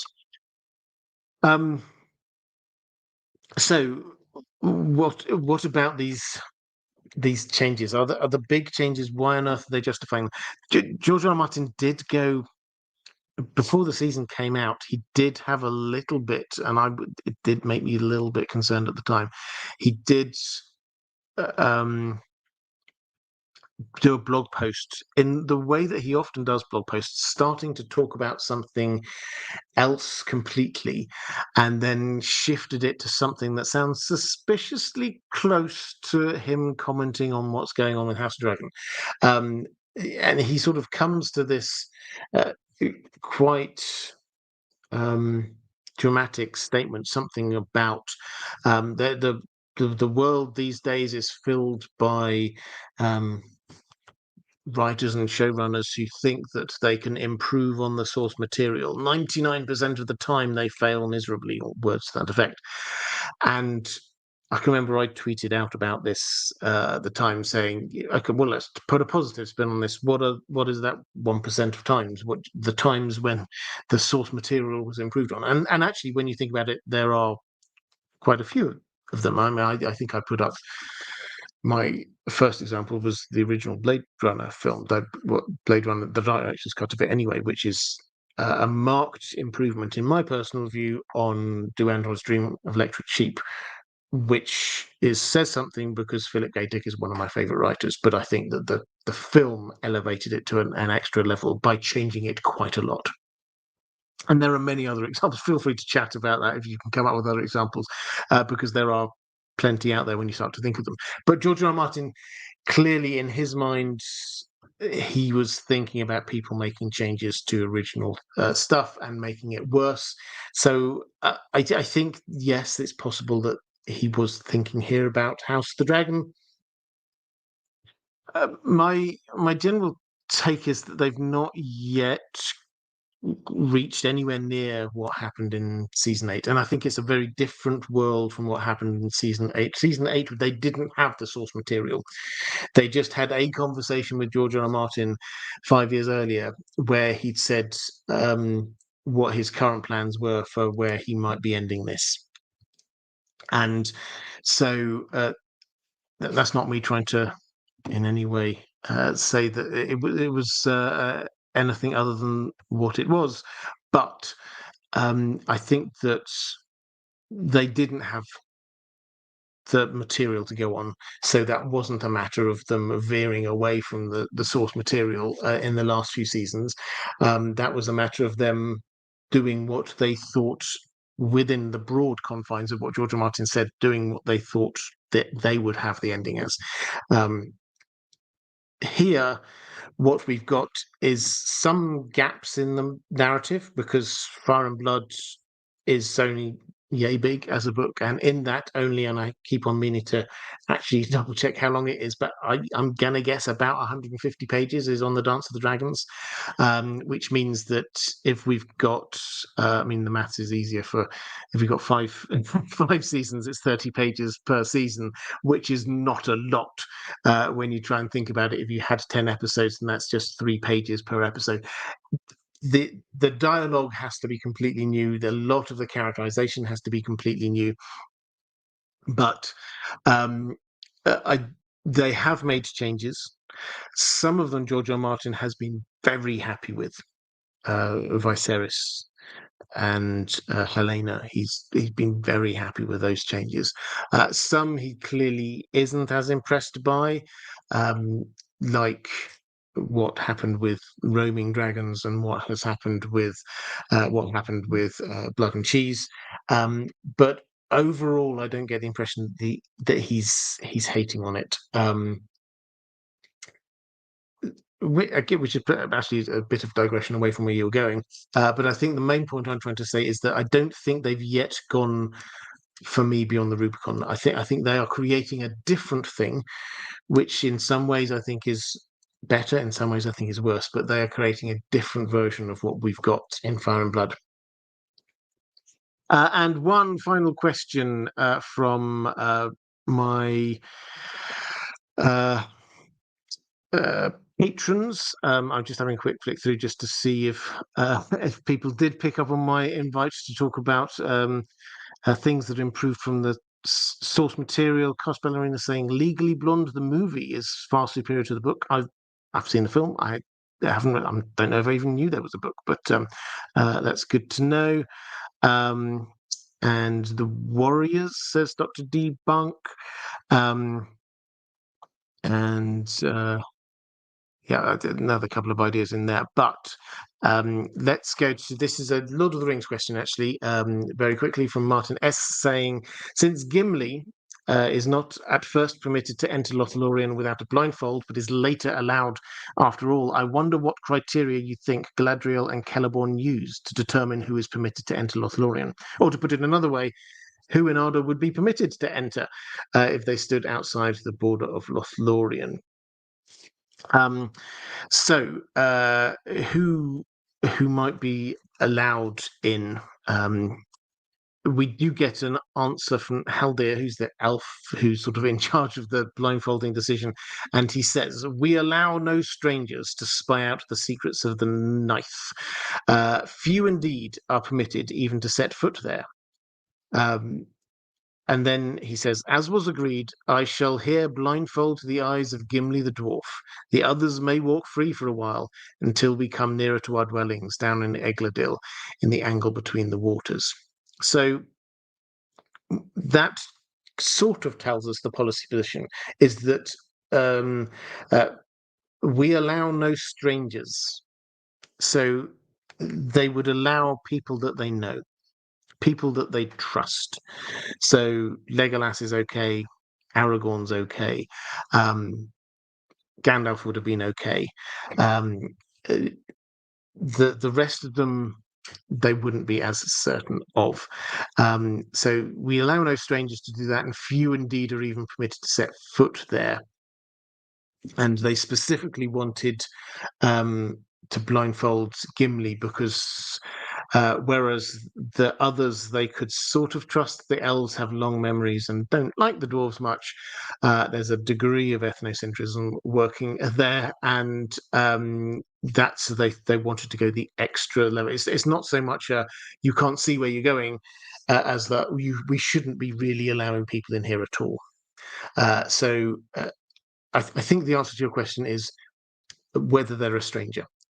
Have they been in there before? And Celeborn and Galadriel have said yes, this is all good. They're allowed in.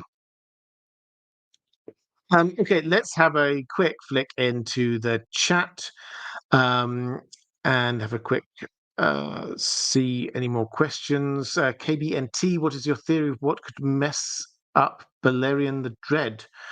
I don't know why, but I think a fire mage survived the doom. Oh, this is so in Fire and Blood, Balerion the Black Dread goes over to Valyria and then gets a big gouge in its side. I think George R. Martin is not going to tell us, but the implication is some horrific things survived the doom deep down underground in the mines. Just a fire mage? No, I don't think a fire mage is there able to sort of scratch away at Balerion's hide. So I think it's a nasty, gribbly monster, but one that either hasn't got wings or doesn't wish to roam like dragons. Martin S. How about Manwë, Ingwe, etc.? Yeah, so I think Galadriel would know them.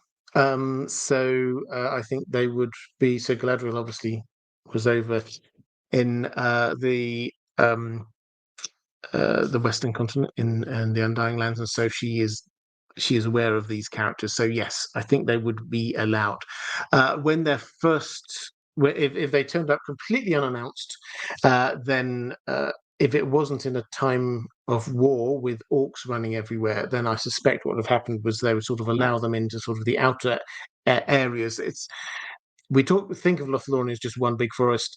Actually, there's sort of an outer forest. There's a river which forms sort of the boundary to the inner forest, and then you get the inner bit. I think they would sort of allow them in the first bit, while sending ahead a messenger to Galadriel and Celeborn to say, this is who we say is there. What do we do with it? What do we do with them? Andrew K saying a fireworm. This is answering the question from a moment ago. Fireworm, it would seem they thrive in fire and depths and would have survived unchecked, quite possibly. Yeah, I think with that, I will tell you. Have I done all my thank yous? I think I did. I did do a very early shout out to the moderators, but if you're in the chat, could you just tell the moderators that we've been going for like, what, 3.5 hours, something like that now? Just taking my glasses off. No idea. Could be any time. Yeah, if you're in the chat, the moderators have been the people who've been making this such a wonderful experience for you. So could you show them a little bit of love? I will give my usual thanks to my patrons. I hugely appreciate your support. Thank you so much. In terms of what's coming up on this channel for the next little while, we're not going to do we haven't got a show to have a pre-show live stream for, so we won't be doing a live stream this Sunday, but I will be back next Wednesday. Not decided what I'll be doing with that one.